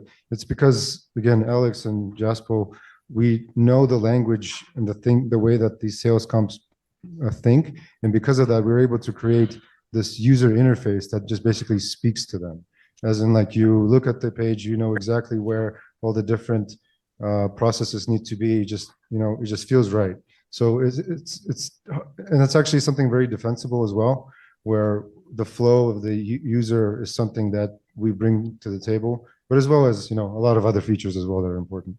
So let me ask you a quick question here, because I think that's a good transition. So, you know, it sounds like to me that when you talk to people who manage commissions, they understand very specifically the pain that you're referencing. But when you talk to investors who are not in the commission world, it makes sense, but maybe they don't feel the pain. Right? Do you think that's the case, that when you talk to people who actually don't manage commissions, maybe it's a little harder to understand how big the problem is? I think so. I think, you know, from our experience, we've been in the weeds so long that it is sometimes challenging to explain to an investor. So another way of saying it is that we also bring a lot of the different aspects of sales comp together that allows for like a much more streamlined process. And we can get into the details of what those are, but it's a kind of like a one module approach as opposed to having 4 or 5 different modules to manage, you know, different aspects of it. But and yeah, just a little bit to add to that. So Jaspo and Alex K have been really in the weeds their entire career, where I come a little bit on the side. So Sure. that actually, I think, helps us. That's one of the positives about the three of us, because I can come in it and kind of try to explain what he means, but in a more layman's Sure. conversation. So as you probably saw, like the presentation today, I tried to really show the human aspect of this often unseen, you know, subject in companies. Yeah, yeah. So we're out of time. 5 minutes goes like this, just like when you're up there. 10 minutes goes like this, right? So first of all, great job on your pitch, and Very we'll call good up the job. next team. Thanks, Alex. Yeah. And Alex, thank Thank you you so very much. much. yeah, thank you. Thank you. You can drop that right there if you want anything. All right, so. Oh, Aurelia is next. All right. Right? Oh, I got the wrong one. No, tilt. All right. Thank you. How are you? Good yourself? Good. Sorry, I turned my. Pleasure. Awesome. Cool. First of all, good job. Thank you. Nice to meet you guys in person. You as well. I always like to meet people after seeing them on Zoom. It always is a different experience for sure. Great. So, you know, during the presentation, you mentioned something that was very enlightening, to say the least. 90% or 90,000 specifically brokers are in the United States of America, and almost 9,000 of those, call it 10%, in 2023 actually went under, right? And I found that to be very peculiar because it sounds like you have the solution to make sure that doesn't happen, right? Tell me a little bit more about that.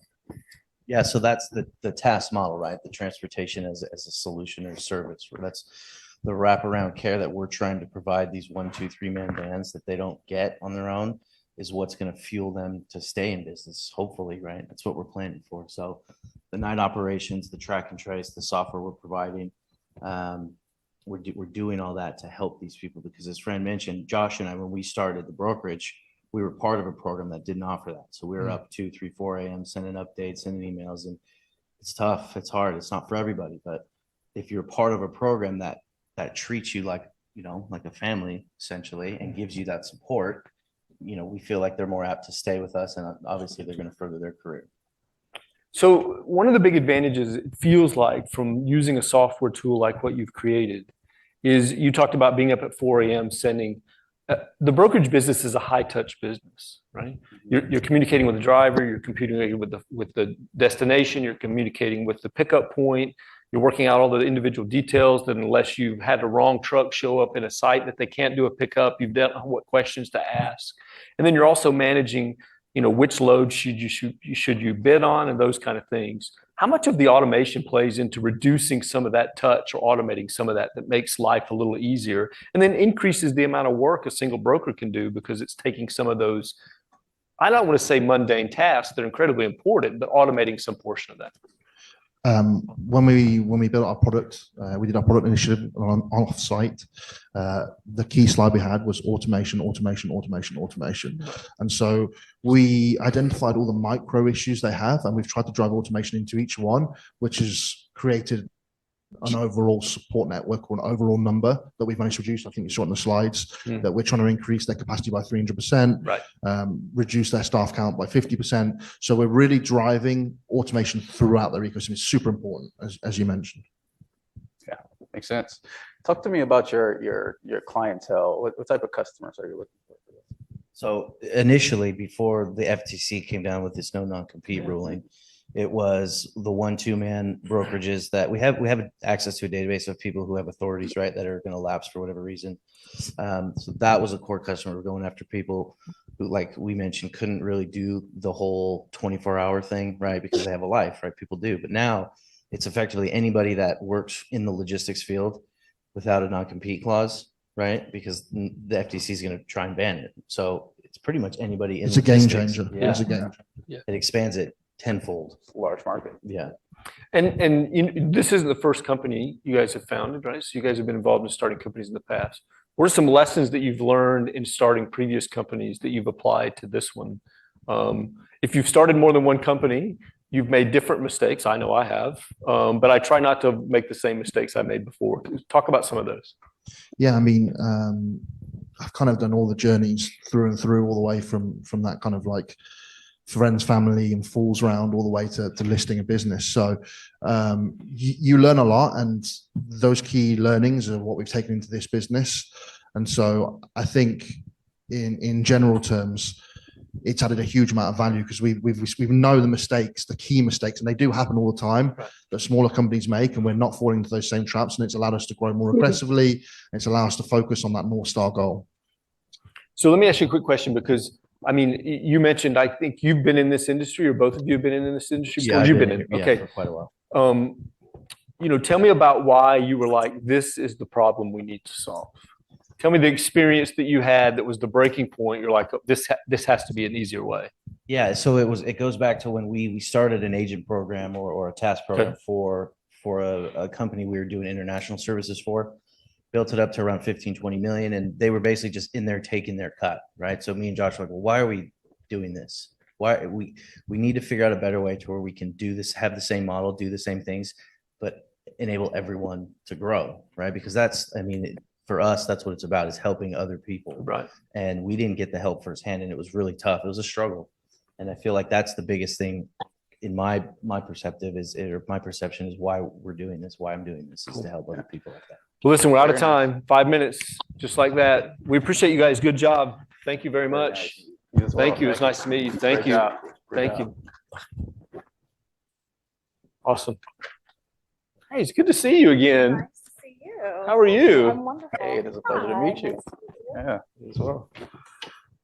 First of all, good job. Thank you. I love that outfit. Yeah. Thank you. Fantastic. I like The that. nails match. I know. Perfect. I wouldn't there you expect go. anything There you less. go. I wouldn't expect anything less. So I love the backstory. You know, the one thing about products that are made, whether it's the wheel, it's a sliced bread, is there's always a lack. It's something, right? And you definitely found that. And to say the least, I see that as a journey, like you said, right? And along with that journey, you also mentioned prosthetics. Can you tell me a little bit more about how you look to navigate that journey? So it's something that, interestingly enough, we've been solving problems from day one. And as we solve problems, people come and ask, can we have your solution? So in this journey with isolating the core technology, we've had a few people in the prosthetics field asking, how would this work in our space? When people think about prosthetics, they usually think of limbs, arms, and legs. We have a lot of hand data, so we can see applications in that space and also on the face. So again, we do really small measurements with sub-millimeter accuracy, taking into account curvature. So things like facial reconstruction, ears, nose, that's where we see the best application places. And we're having these conversations, but we're still hyper-focused on our beachhead market in the nail industry. There's enough market there for us to grow and really hit our SOM, but we know we have these opportunities. So we're just we're existing, we're having open conversations, and if the right opportunity comes along, it might get our attention. But right now we're focused in beauty. Very nice. So tell me about the day or the conversations that allowed you to understand that there was an opportunity beyond nails, right? Because that was the problem you were hyper-focused on solving. You developed a technology that allowed you to measure those, take those small measurements.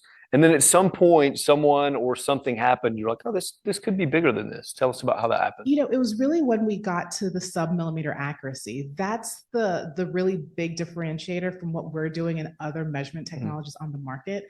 Once we hit that, it was like, wait a second. When you think about sizing and precision, when you think about apparel, that type of precision isn't necessary. But once you have sub-millimeter and you don't need to add a third-party device onto your camera phone, you don't need 2 cameras to do it because that's how they do it now. It was really like a no-brainer, like, oh, wow, all of these opportunities, jewelry sizing, rings, watches, and bracelets. AR try-on is huge, but it's really a marketing thing to get people to make that final purchase. When you try something on virtually, it doesn't necessarily mean it's going to fit. So even having these conversations with the bigger AR companies like Perfect Core and Mirror AR, they're looking for ways to extend their product offering to see how can we get sizing coupled into our try-on technology. So it's really just being in the industry, networking, and having these conversations in the open. Yeah, that's great. So speaking of which, it sounds like growth has been great, right? To say the least. It sounds like you're overseas. Tell me a little bit about that. Overseas is fun. It's different when you're working, especially when there's another language. So I would say like contract negotiation was a challenge because things have to be translated, but it's exciting because like I love learning. I know the US market, but then going into other markets, it's really cool. It's funny because I've had some people ask about, what about Eastern Europe? Like there's so many other countries that they're like, this would be amazing in Brazil. This would be amazing in India. And I'm like, it would be. But I want to be intentional and focused to make sure we capture the growth where it is, that we can have them tell our story and really bring on more customers. And you kind of alluded to that there, but you know, there is, especially if you're going to go global, there's lots of places you can go. Tell me about why specifically that market in terms of Japan first. Were there some unique things about that market? Well, first of all, it was an inbound. So they Okay. came to us. They were looking for a sizing Which is the best solution. customer, right? The And one that they were- knocks they on the were- They door. were just searching online, and from our, Right. we've raised money with grants, and from those programs, there's a lot of PR that comes with it. Mm. Apple is one of our biggest mouthpieces, so to have Apple really brand us and really support us has been amazing. But the Asia Pacific market in particular is huge in the nail care industry. Okay. So in beauty, a lot of our products are still coming offshore, right? You'll find fragrances are coming from France, and different beauty supplies are coming from different areas of the globe. So the nail care market is heavy in the Asia Pacific market, specifically Japan, China, and South Korea. So it's a no-brainer to go into that market, into that region first with Japan, get it right, and then spread throughout South Korea and China as well. Very Awesome. nice. Is there, if you had to guess, and it's a guess, right? So nail tech is your beachhead. If you had to guess what you thought the second market would be for a sizing technology like that, what do you think it is? So it's a toss-up. Okay. Interestingly enough, I would say eyelashes. Okay. Because most nail care brands sell eyelashes. I see. So there's some cross-pollination So it's there. an easy integration. So there's been requests for that. But then jewelry to me feels like the next natural progression. When you look at things like the Aura Ring, there are a lot of companies coming out with these bio data. And they need to fit correctly. And they send you these kits and it's not sustainable. Like that's one thing that you don't hear that heavily, but sustainability is a big thing. We're shipping out all of these kits and things are getting trashed. So being able to size virtually so you don't have to do that and you know it's going to fit the way it needs to. Because even with the Aura Ring, even when you get these sizing kits, sometimes you don't measure correctly still. It's just human error. So being able to do it digitally, I think it would be a game changer. Well, and the worst business is one where you say, customer, we want to do business with you, but we have all these really hard things that you have to do Right. for us to do business. And so if you can eliminate that for those companies, that's obviously a big deal. Well, we're out of time. Thank you so much for your time and Thank good job on your you. pitch. Great Thank job on you. your pitch. Thank Thank you. Awesome. Thank you. Thank you. How are you? Nice to meet you. Hey. Hey, nice to meet you as well. Pleasure. Well, thanks for joining us. Absolutely. So I have to start with the most obvious question, which is, I grew up in the South. I've heard the term rutabaga before, but where did the name come from? Yeah. So we were called Insightfully. We had a rhinoceros as our logo. It's Okay. the chubby unicorn. Unicorn's a company that's valued at $1 billion. So we had a rhinoceros as our logo. And we were called Insightfully. Our lawyer told us that was going to be hard to trademark and very expensive to defend if it was ever challenged because it's too descriptive. Told us to come up with something more whimsical. We thought, what if the rhinoceros is named Rutabaga and build a persona and a brand around that? And so that's what we're doing. So that's where it came from. Yep. Oh, nice. Figure what's more whimsical than a rhinoceros named Rutabaga? Very nice. So in my line of business, I consider myself service oriented, and my customers are, the most important aspect of the business. So their voice is my business, right? And I think very highly of what you put together, and I definitely think there is a space for it. As far as the business is concerned, and you will say I work in the service business myself, where else do you see this can fit the bill as far as other industries? It's funny you asked that because when we started this journey, we thought for sure this was an enterprise play. That's where a lot of our experience is. We can sell into those organizations. When we switched to entrepreneurship, we sent out a communication to our network saying, hey, we're moving from in-house and consulting and we're building this product because we see a need for it.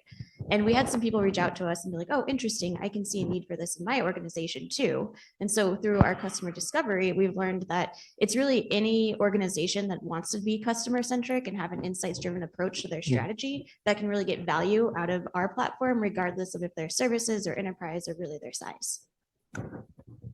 Cool. And then, and how did the three of your founders, how did you guys meet and how did you get together and decide to start a company?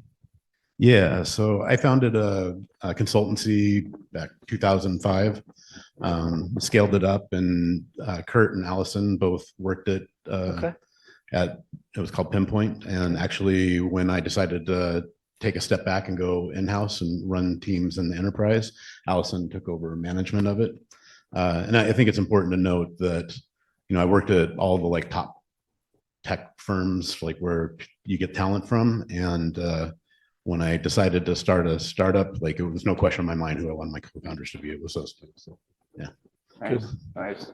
Good. Well, it's interesting because I think that one of the unique things to me about business owners in general, or more specifically people who start companies, is that oftentimes if you reach out to people in a more what I call traditional corporate environment and try to schedule some sort of appointment, they don't have time, right? But usually business owners are always, yeah, we'll meet for coffee or something, because your next group of founders or your next employees or something comes from those meetings almost all the time. So I find that a unique characteristic of people who are involved in starting companies, and consulting for sure. That's a natural fit for consulting as well. Yeah, definitely serendipity. You gotta be always watching. For Absolutely. Sure. And in one of your presentations, you mentioned no hallucinations. And AI is brand new, but that is a very important terminology, specifically in the AI space. Could you elaborate on that?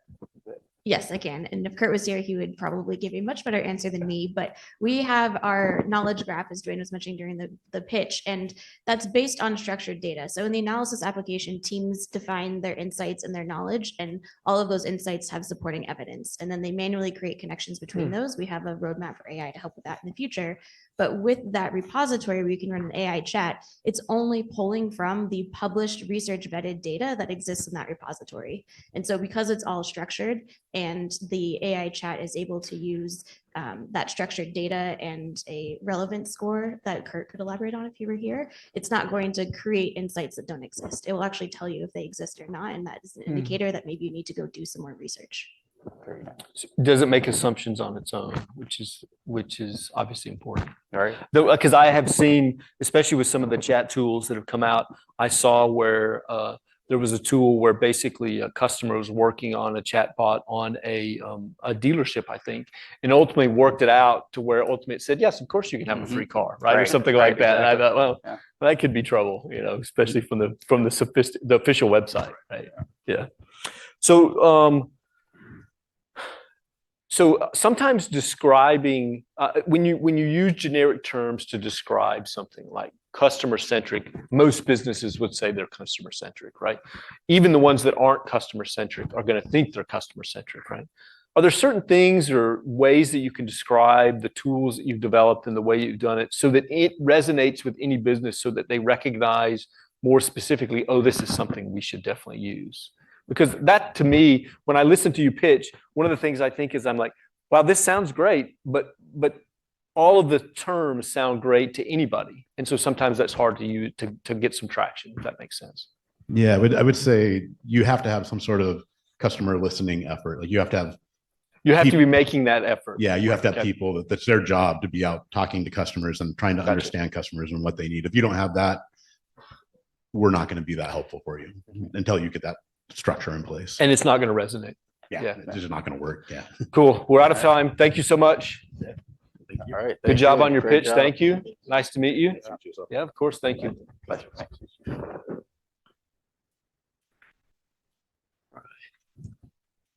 Thank you, Inez. Good to see you again. See you. Hey, great job. All right, let me set my timer here so I can keep this moving. At least you remember to set your timer. I didn't. While Leela's setting this timer, as far as story time, right? I'm the guy that has to take the pictures for the family, okay, and the videos for the family. And anytime someone looks at my videos, they always, say, "This is terrible. Do it again," right? Then I saw yours, and I'm like, I'm just gonna give it to Amir, and he can do everything. So I think still got a film. You still got a film, right? But we have the Lucy Hub Academy on lucyhub.com, and it's to get some training on how to do. Completely that's free. Great. You guys can go and take all these courses on how to film yourself, how to film an interview, how to light, how to use a lavalier mic. So we really want you to become comfortable being we always say we want to find the next Scorsese on an iPhone, right? So well, that's funny you say that, because when I was watching your sizzle reel, I was actually like, how does the person know that they should be giving that zoom in and zoom out? But guys, that's all user-generated content. Yeah. Everything you see there is user-generated content, which is pretty incredible, right? Right. I always say, look, the phone's going to get you there. It does image stabilization. It does autofocus. It's got multiple lenses.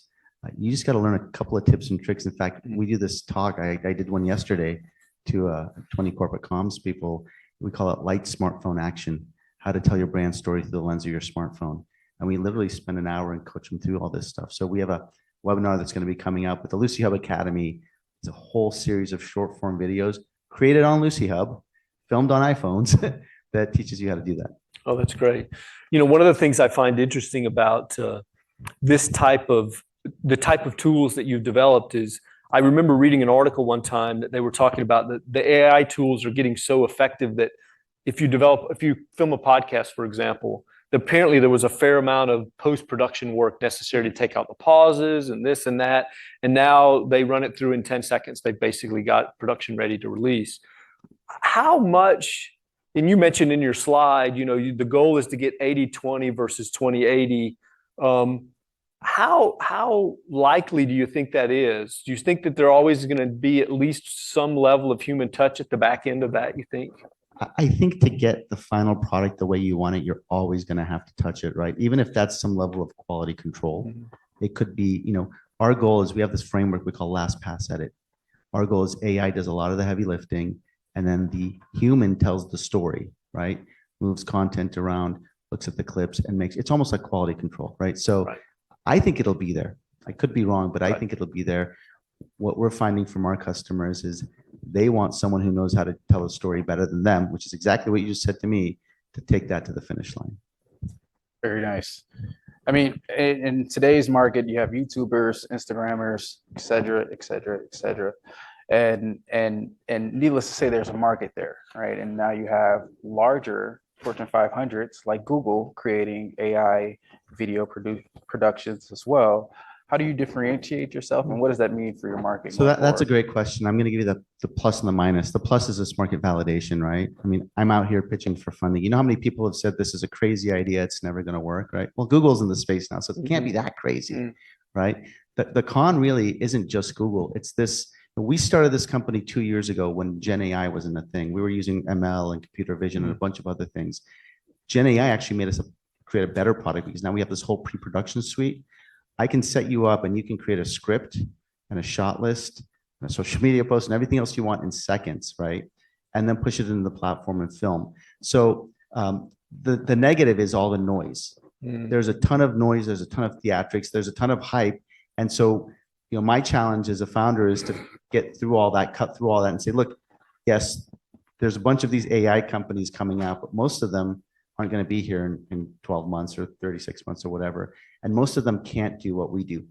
The positive for us is there's the validation, but we actually went after the enterprise for several reasons. One is, 90% of the Fortune 500 are Microsoft shops. They're not Google shops. So that's the customer set we're going after. So I think we're fine there. The other is Google creates for a broad market, right?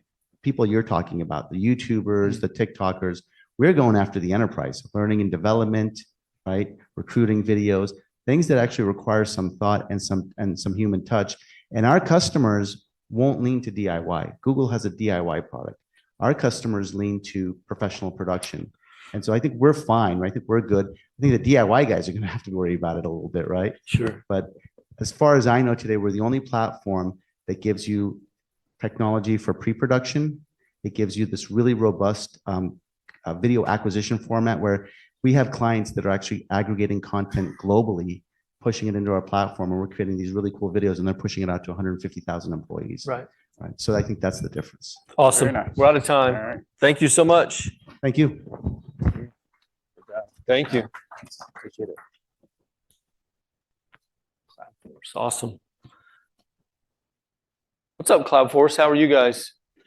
Good. Good. Thanks for joining us. Pleasure. Thanks. Hey, thanks. As well. All right, gentlemen.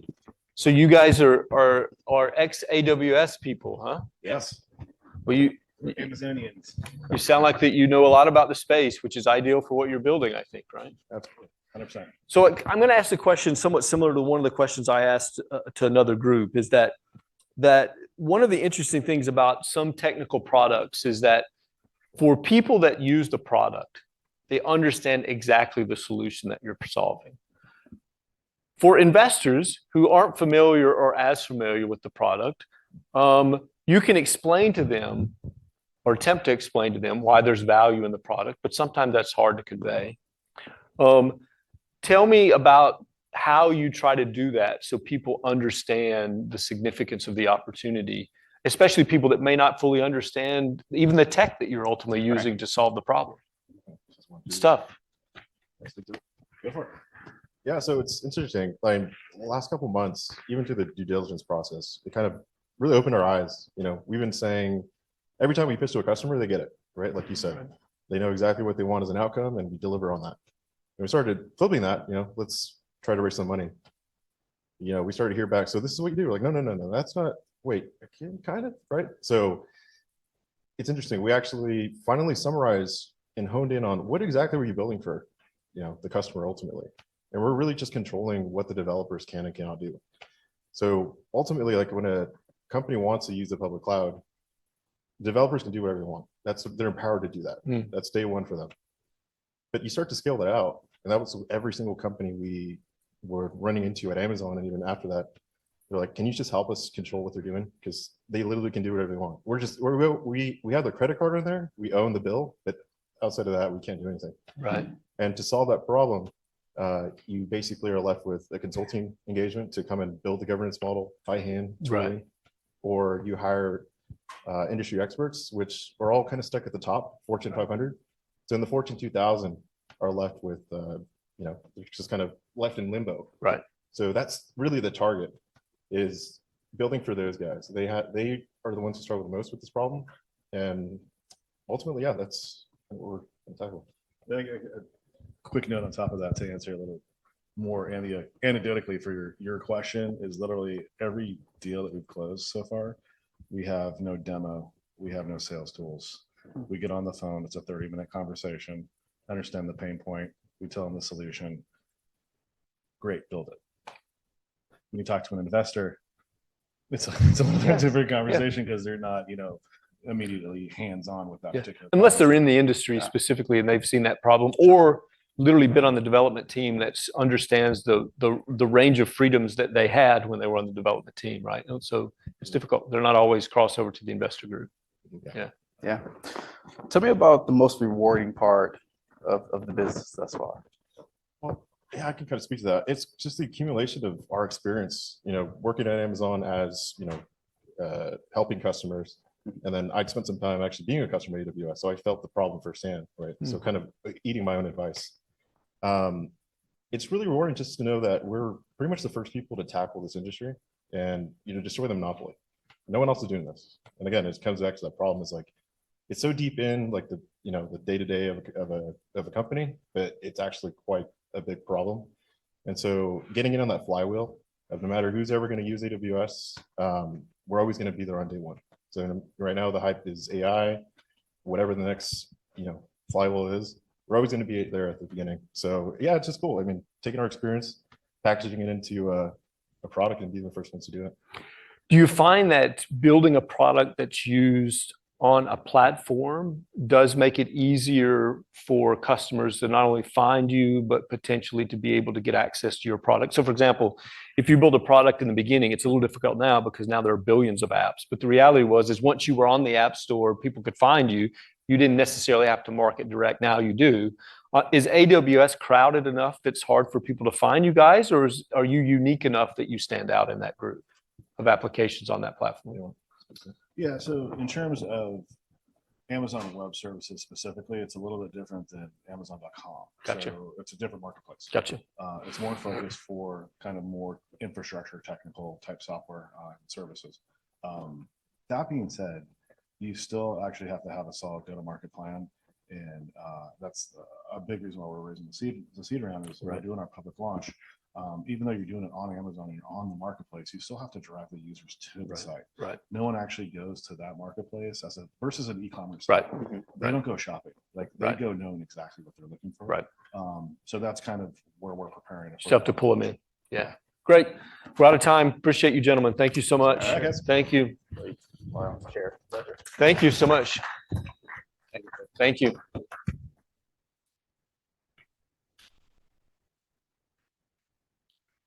Awesome. Bumper. Hey, guys. Thank you. Hey, good to see you again. Hey, Caleb. Thank you. How are you? See you. I like the shirts, gentlemen. I like the shirts. So you go ahead, Jesse. You got one? You know, I've been in Vegas since 2014.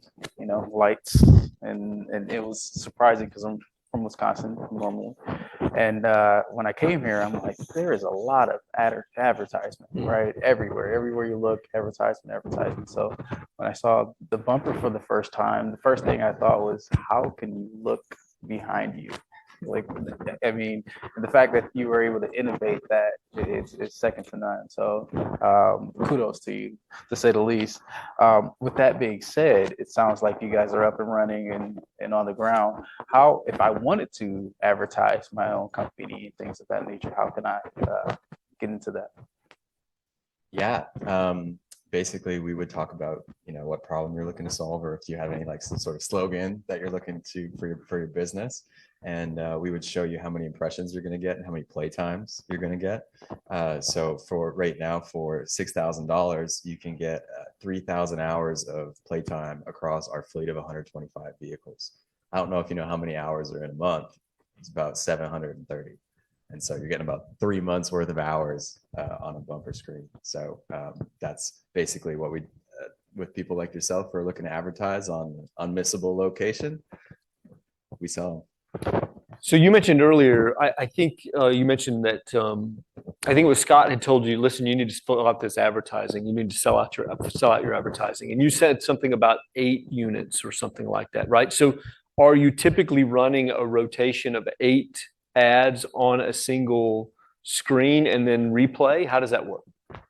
Yeah, so like a classic billboard in Las Vegas will be like 8 spots, 8 seconds. Don't ask me why. I always thought 10 and 6 would be easier. Okay, yeah, sure. But 8 and 8, maybe it's because everyone makes more money that way. But Gotcha. that's just we want to blend in. We want to make it easy for Gotcha. people to buy. That's with what people us. are used to buying. That's what they're used to. Yeah, I see. So we have 8 spots that we look to fill, and they're all sold out. So that's Interesting. That's So and is there any? I don't have any idea how you'd even collect this data. So I'm not implying that you should have this data, but I mean, I assume in 60 seconds, I don't know how long I'm behind the traditional car because I don't really pay attention to that, but you probably will get 60 seconds. That's 1 minute. You're going to see all 8 of those advertisements. Every car that gets behind that car is more than likely going to see at least one rotation of that. I mean, I don't have any idea what the numbers look like, but what was the question? Sorry. So for example, like I was trying to figure out how many times, if I was driving behind a bumper car, how many times I would see those advertisements, because they're going to rotate multiple times. It's just an interesting concept because it's kind of hard to measure some of those things. You can give me the total hours, but I don't know how many. How do I know how many impressions that is? Does that make sense? How many times did somebody see my ad? So all of our drivers that we have, 125 out now in Vegas, average about 40 hours per week. Okay. We're actually overstocked to deliver on impressions. If anyone was to buy it, just in case, a driver takes vacation or their car goes in the shop for a bit, we're ready to hit any quote that You've got a buffer built in there. Yeah, exactly. And then, so we're able to track averages from historical months from the year before, and then what our trailing averages for the last 3 months of how many hours of screen time we're delivering in Las Vegas every single month, and then get a pretty good idea. So we've never under delivered on impressions for a campaign. Cool. Very nice. So it was actually surprising to me that Vegas is what, 48th as far as 49th as far as markets are concerned. Talk to me a little bit about those top 5 markets that you'll be looking into. Yeah, so those are big markets, right? And the reason we didn't go into it first is because a number of things. We look at tourists per square mile, and so we wanted to. We had enough funds to bootstrap one small city, and we knew Vegas, we could capture it if we got the Strip and the airport, right? And so for us to have the same impact in like an LA or Miami, we would need thousands of screens. And so we wanted to build a case study and say like, oh, look at what we did in one market. What's to keep us going to do the rest? And so, but the top 5 markets are New York, Miami, LA, Chicago, and Dallas. But it would take, to your point, it takes more coverage to get a similar, because we have such a high density in such a small area. Correct. Yeah. So that's why we stayed in Vegas first. But what we're raising capital for is to build a sales force. And then what we want to do is use that sales force, and we have a financing agreement in place for screens. So we're not using the funds to purchase hardware. We're using the funds to get sales and then bring the hardware in so we can just get screens out into the road as fast as we can. Awesome. Well, good job on your presentation. We're out of time. Thanks so much. Appreciate you guys. Thank you. Good job. Thank you. Thanks, Caleb. Thank you. Thank you. Good to see you again. Thank you. All right, Jeff. All right, it's going to be just a few more minutes before we get going again. Maggie and Madeline will be the first up to announce the People's Choice Award as we get going again. And then we'll do a little math, get to meet our state treasurer if you have not met him before. And then he and I will announce who gets the investments. So it actually, Leith asked, how was it wrangling the Angels? It actually was fairly smooth. It's actually fairly smooth. There's always a couple of, you figure you use Google Forms enough to collect your votes that it's pretty reliable, but there's always like one or two that don't quite go through, or people have trouble with the form in their email. I never know what it's going to be. It's like, we've tested this 100 times. It's been used millions of times. But there's always something. So it was, today. No, the Angels did a great job today. Everybody was ready to go. Lots of work on the back end. Yeah. So there were many, many weeks and hours and hours and hours of getting companies to apply, answering their questions, then narrowing them down. And, we have this process, right? This is for Nevada companies.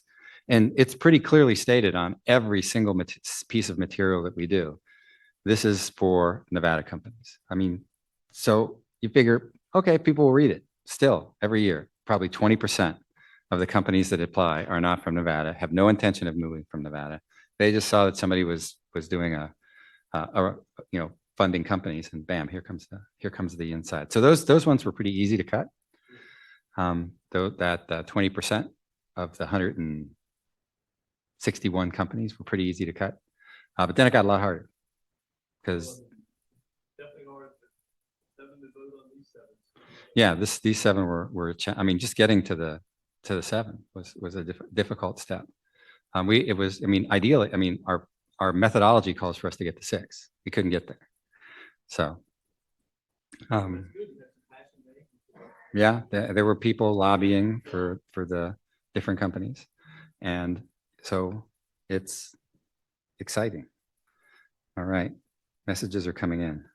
Hopefully that says they're coming up the stairs.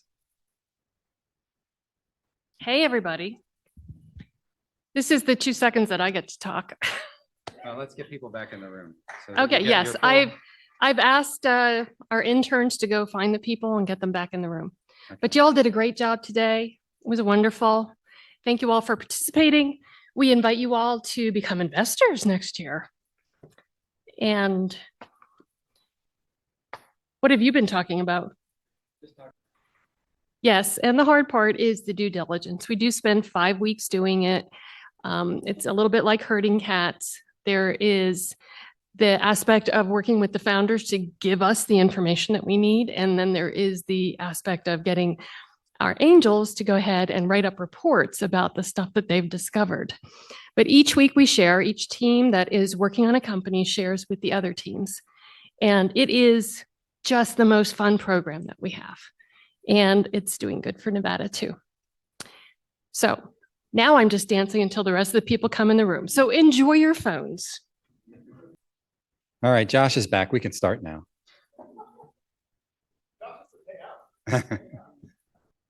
All right, how's the herding going? The first thing that we'll learn when Maggie and Madeline make their way up to the front is who won the People's Choice Award. It's always fun for me to try to figure out if that is going to align with what the investors voted on. Slowly they trickle in, one by one. We're just trying to get everybody else in the room. Maggie, Madeline, you guys want to get started? Hello again. I'm Maggie. Oh, well, So AngelNV is my favorite program, and it's the one that I run all of the operations for. And so we ask the audience to participate and vote for your favorite of all the pitches that you heard today. And I am also a fund manager, but so is Madeline Feldman.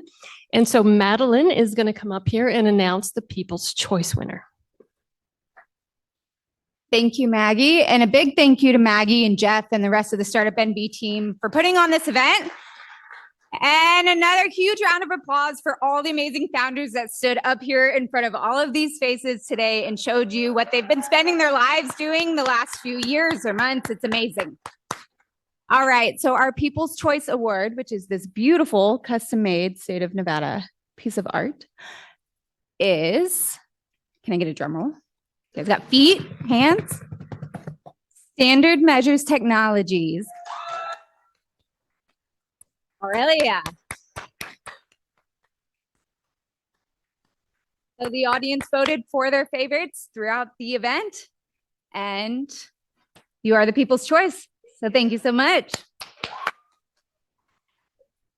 Apparently now I get to use Madeline's phone. Oh, we got to get rid of the water. Okay, we are almost home. So one more time for Aurelia and Standard Measure.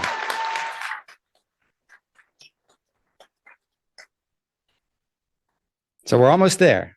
So just a little math and context before the big moment. I think you all know Startup NV is a nonprofit organization with education and economic development missions. We want to grow a vibrant startup ecosystem to help diversify our Nevada economy. To make that mission possible, we operate educational programs and encourage the creation of privately funded, not for-profit venture capital funds and syndicates to invest in promising startups. Since 2021, our syndicate and those funds, including AngelNV, have made 36 separate investments in 25 startups and funds totaling $8.6 million. That $8.6 million that's been invested over the last 3 years is now worth $24.9 million, or roughly 3 times the value of the original investment. That's after only 3 years. So I'm hoping the investors are happy. I'm hoping the founders that got some of that 8.6 are happy. But wait, there is more. There's more. Our other funds joined in our investments along the way, like Nevada's SSBCI fund and others, total of 7. Those guys have added another $20 million, a little over $20 million. So that's about $29 million that's been invested at the pre-seed and seed stage levels through the Startup NV deal flow, if you want to think of it that way. Now, we'd love those totals to be higher, both the dollars and the companies, but not bad, huh? 3 years, we got almost $30 million invested. And if you are wondering how to be a startup investor and get in on some of this action, just visit us at startupnv.org. You can scan that little doohickey there, and that'll make you fill out a form, and you'll end up talking to me at some point. And we are raising 2 funds right now. So if this is something that you're interested in, please ring me up, send me an email, scan that little QR code, and my partners and I would love to have you involved. Now, my co-MC here for the remainder of our session today knows something about financial funds and market making investments. Zach Conine currently serves as Nevada's 23rd state treasurer. If I can get this thing to go the right direction. Serves as Nevada's 23rd state treasurer. He's elected in 2018. Zach knows that responsible financial management and effective investing is the key to ensuring long-term growth for the state. As treasurer, Zach leads a team of more than 45 professionals who are responsible for investing public money, financing community assets and facilities, processing payments for public agency, and collecting and returning unclaimed property. Zach is also responsible for the Nevada College Savings Plans, helping Nevadans plan, save, and pay for post-secondary education. Zach serves on a lot of boards. I mean, I thought I served on a lot of boards. There's like 12 or 15 boards listed here, including the State Board of Finance, the Las Vegas Stadium Authority Board, the Nevada Advisory Council on Federal Assistance, the Nevada Grants Council, and the Executive Audit Committee. That sounds exciting. And he also serves as chair of the Board of Trustees for the College Saving Plans of Nevada, the Nevada Capital Investment Corporation, and the Nevada State Infrastructure Bank. Now, in his time as treasurer, the state has received two bond rating increases, which generates the highest investment returns for the state in its history, and returned the largest amount of unclaimed property back to Nevadans since the program began, which is really cool. Now, before all of the state treasurer service, Zach built a successful career in business and gaming, finance, and consulting sectors. Zach graduated with a BS from Cornell University's School of Hotel Administration and holds JD from UNLV's William S. Boyd School of Law. He and his wife, Lake, are happily raising their daughter, Ruby, twin sons, Rutherford and Theodore, and two dogs, Democracy and Kino. Now, you notice they're not pictured there. I'm not sure where the dogs were. Treasurer Conan. Yes.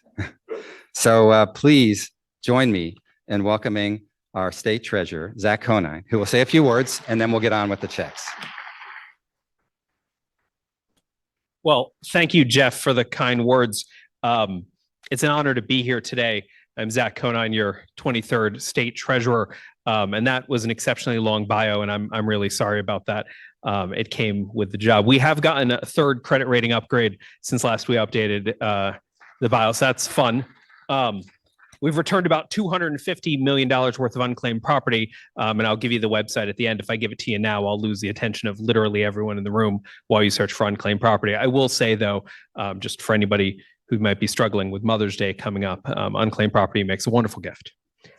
So feel free to search.